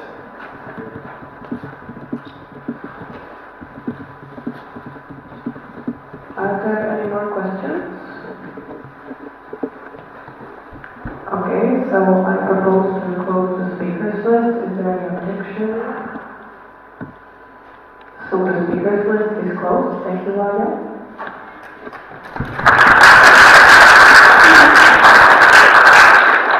And now let me ask the National Board to give us international update.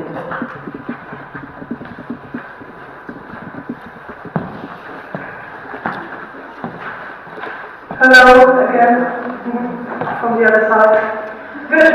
So now we're going to tell you a bit more about the international stuff again. It's also hopefully very quick.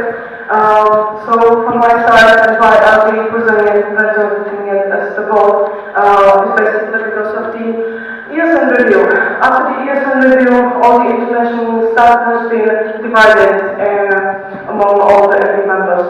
So I will tell you something from my part, rather from his, and the others as soon as there is something to share, because some of us a bit special. So the whole board will get involved in these things. And about that, after the ESN review, so in the middle of July, the CNR was abolished and the General Assembly was created, meaning that the NRs no longer exist, and now all the responsibilities are up to the either whole national boards or the voting and the representation rates have been passed to presidents. Then there will be no more AGMs, no more CNDs, Council of National Delegates, Council of National Representatives. There will be only 2 GAs, General Assemblies, throughout the year. And there is also a lot of new things in the world of online communication. I believe that some of you have seen the email that the mailing lists have changed a lot. And now they are being much more automatic, let's say. And there is, for example, no more CNR. It's only called GA. They're at ESN.org. And also sections, for example. So it's not about, basically CNR. No, it's only sections at ESN.org. And also for the countries, it has changed quite a lot. And there is no need for the NRs, or for, because they no longer exist, or for the MPs to add people to these mailing lists if they are interested, because as soon as they get a new role in Galaxy, they will be automatically added to this mailing list, which is quite nice. As for the national organizations or countries, what have we done to finish the ESN review changes? Because there have been a lot of duties and things to be done. From June to August 2020, meaning the summer, we have actually managed to almost finish all the necessary changes. Legally, let's say the responsibilities towards the international level have been finished already. Because at NHU we have approved a new version of statutes and standing orders, which has helped a lot with the changes. We have a new action plan to be updated on the wiki and also shared with the international board.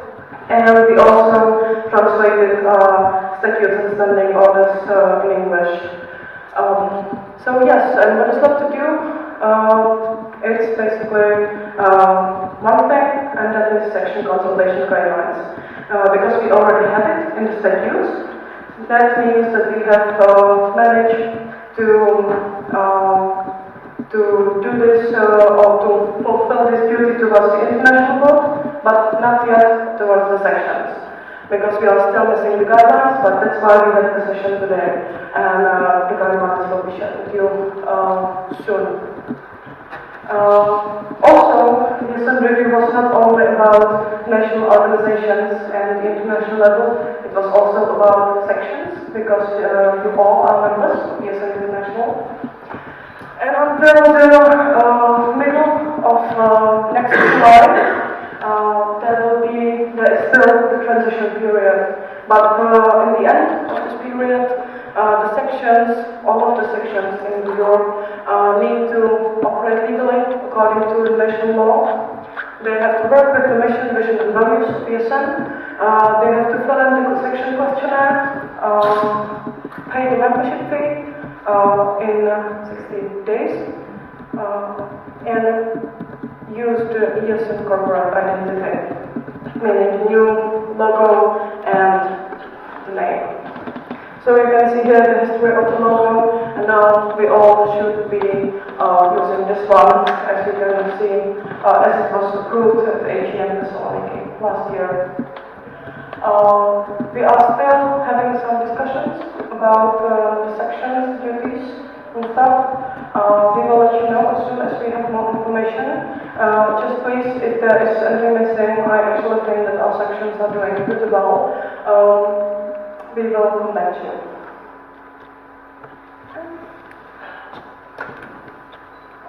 And this is my part. So, as you already know, there should be a Central European platform in Zagreb this year. It should be from 5th to 8th November. It is training event for the 9 countries in the region of Central Europe. The main focus should be for the new Erasmus Plus program, the project of ESN International, intercultural dialogue, and some reports from the international level, so those sections and their representative can see what the international level is doing. As you already, I hope, read the email from Angelka, the physical event is cancelled, but right now we are discussing with the regional coordinator the possibility of having set online. So right now I have a question for you, and it's just not formal. If you can raise your hand if you would be interested in online set. Raise your hand. Okay, so. And the second question is if you would like to have it at the same date as the original event or in some different dates. So who is for the original date? More so, and the new dates? If there's one. Perfect. So I will be presenting this to the regional coordinator. Thank you very much. There is missing one slide. What's that one?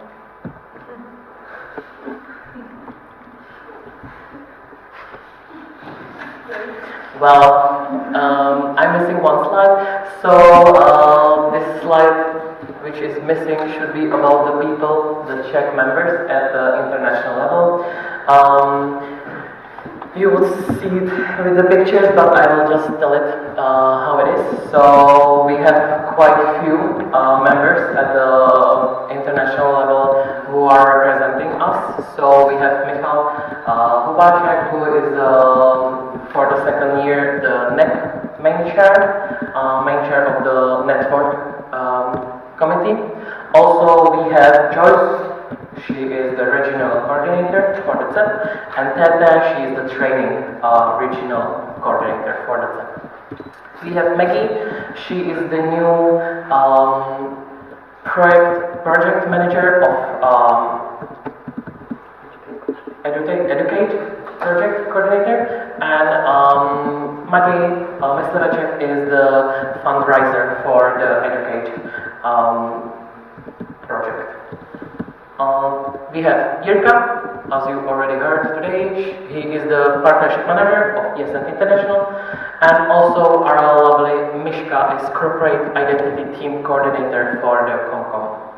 We have also regular members in the committees, international committees.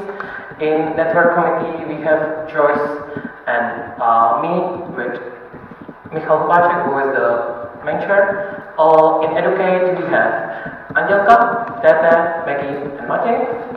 And in COMCOM we have the Mishka as a representative of Czech Republic. And last but not least, there were two really important projects during the semester. The first one was for the ESN Switzerland, so they can be the regular members of Erasmus Plus program. And the second one is from NEC and EEG, which will be, and I already shared it with you, the healthy event guidelines. So those two projects were from my side the important to share this today. And that's it. You have questions? Okay, thank you, Vlada and Angelika. Are there any questions? I am opening the speakers list. Yes, Maria?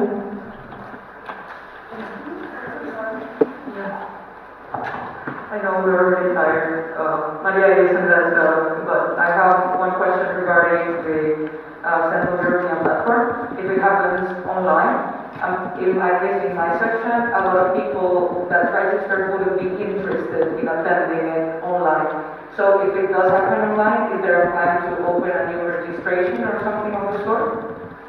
We are right now discussing with the regional coordinator, but yeah, we have the same idea in our mind. So probably there will be the new opening registration just for the online event. As you already saw, if you were at the Facebook event for the CET, it was already cancelled and deleted. So that will be the same with the new, if there even will be online CET. So is also a possibility to not have it at all. Are there any other questions? If not, I propose to close the speakers list. Are there any objections? So the speakers list is closed. Thank you once again.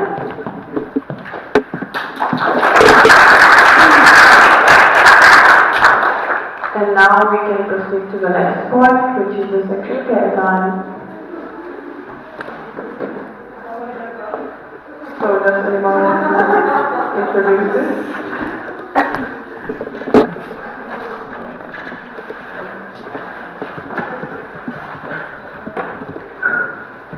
Okay, some just basic information how it will happen now. We will need here that in 6:50.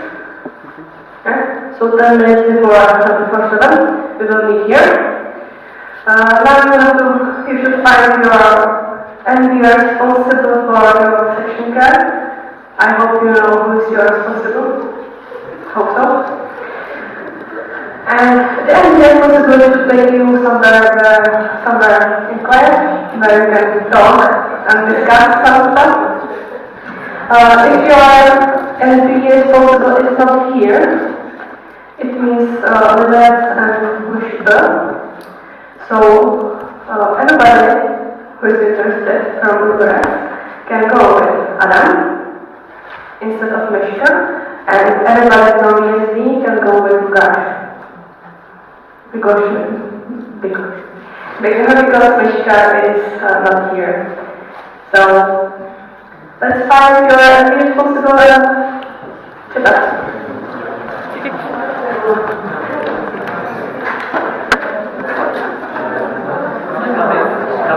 Nemáme všechno 3 sekce.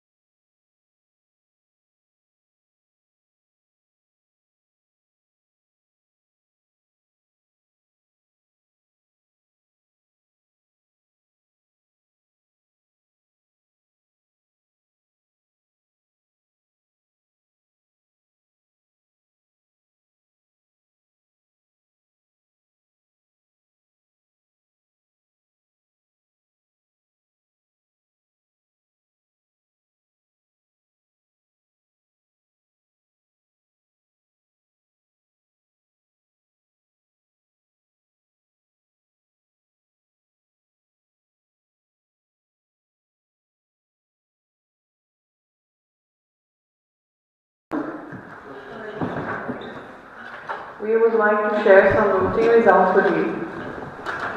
Are you excited?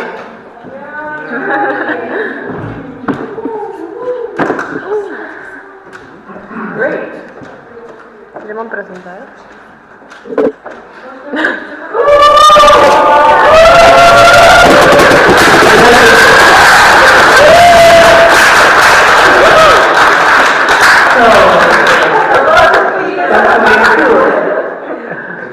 The question was, do you approve ESN speaker as the full member of ESN CZ? And there are 18 votes for yes.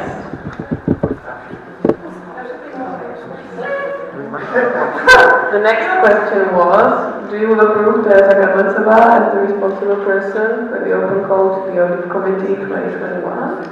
And there were again 18 votes for yes.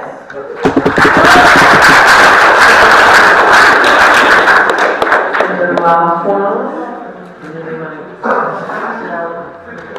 The question was, do you approve ESN Ostravska as the OC for National Assembly November 2020? And there were 70 votes for yes, 1 vote for no, and 0 for abstain.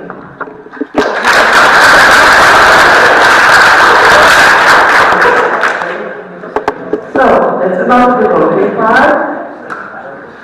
And now I would like to ask for the last time Adele on stage with some closing words.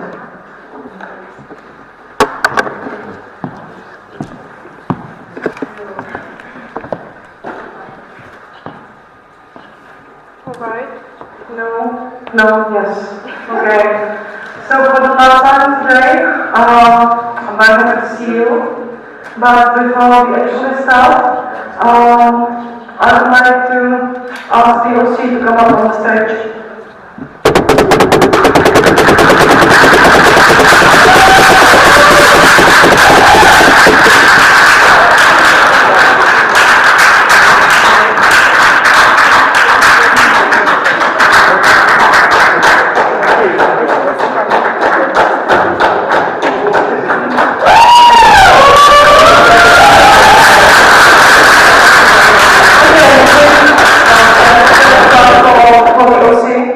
I'd like to say on behalf of the board, thank you very much for organizing this National Assembly and for being as flexible as you were with changing the program in the last minute and for actually being so nice to us in these times.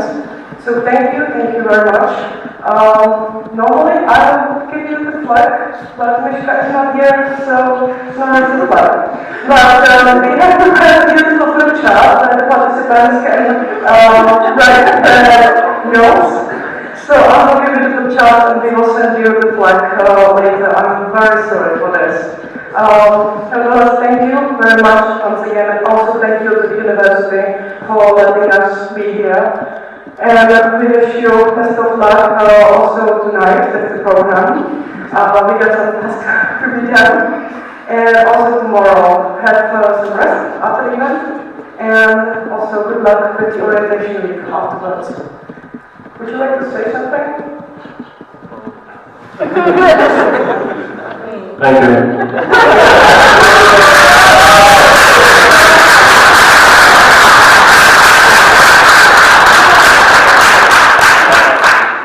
Thank you once again. And also, I want to say thank you to our beautiful charity team for handling the whole situation with the presentations that were articulated very well, for being there for us, and also for making it through the whole day with face masks behind the table. So thank you very much. We really appreciate your work.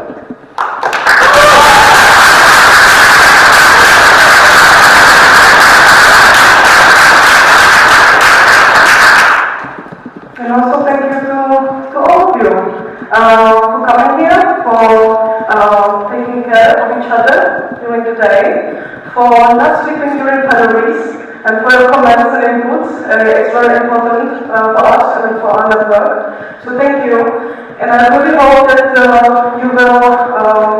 you will enjoy also tonight's program very responsibly and outside if possible. if indoors, then with face masks, please. And try to avoid any unnecessary gatherings in your rooms, please. You really don't want to get anyone infected or something. We just don't want any means of danger. So that's it about tonight. And also, on future, I wish you best of luck with the orientation weeks. Don't forget what we have discussed here. Bring it back to your sections. Family members, what you have learned. Share your ideas with us if you have anything new. And I also hope that you realize how important the work we do is, especially during this semester. Because I have to say that I truly admire all of our members and all our buddies who get up at night or in the morning or at any time of the day and actually go and pick up the international students, especially in times of Corona.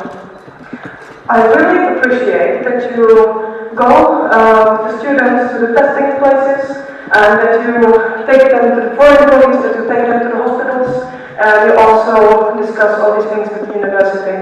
And even though these times are unclear and very much you still don't give up and you try to do your best with all the events.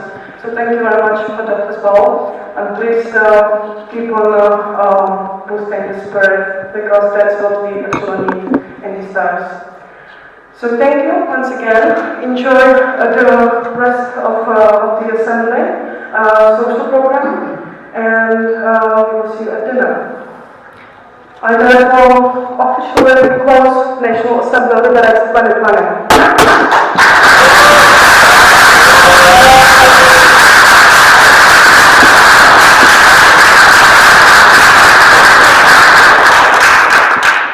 And I would like to give the very last word to Billy with some policy announcements.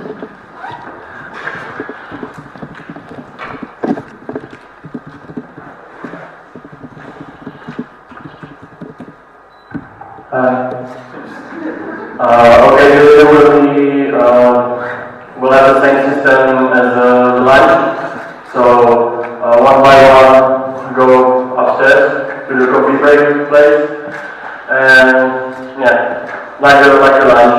And about the program, at 8:30, we will meet in front of the plenaries here, and we will tell you the rest. Okay, and tomorrow is the breakfast. Yeah. You can come, we will have a lot of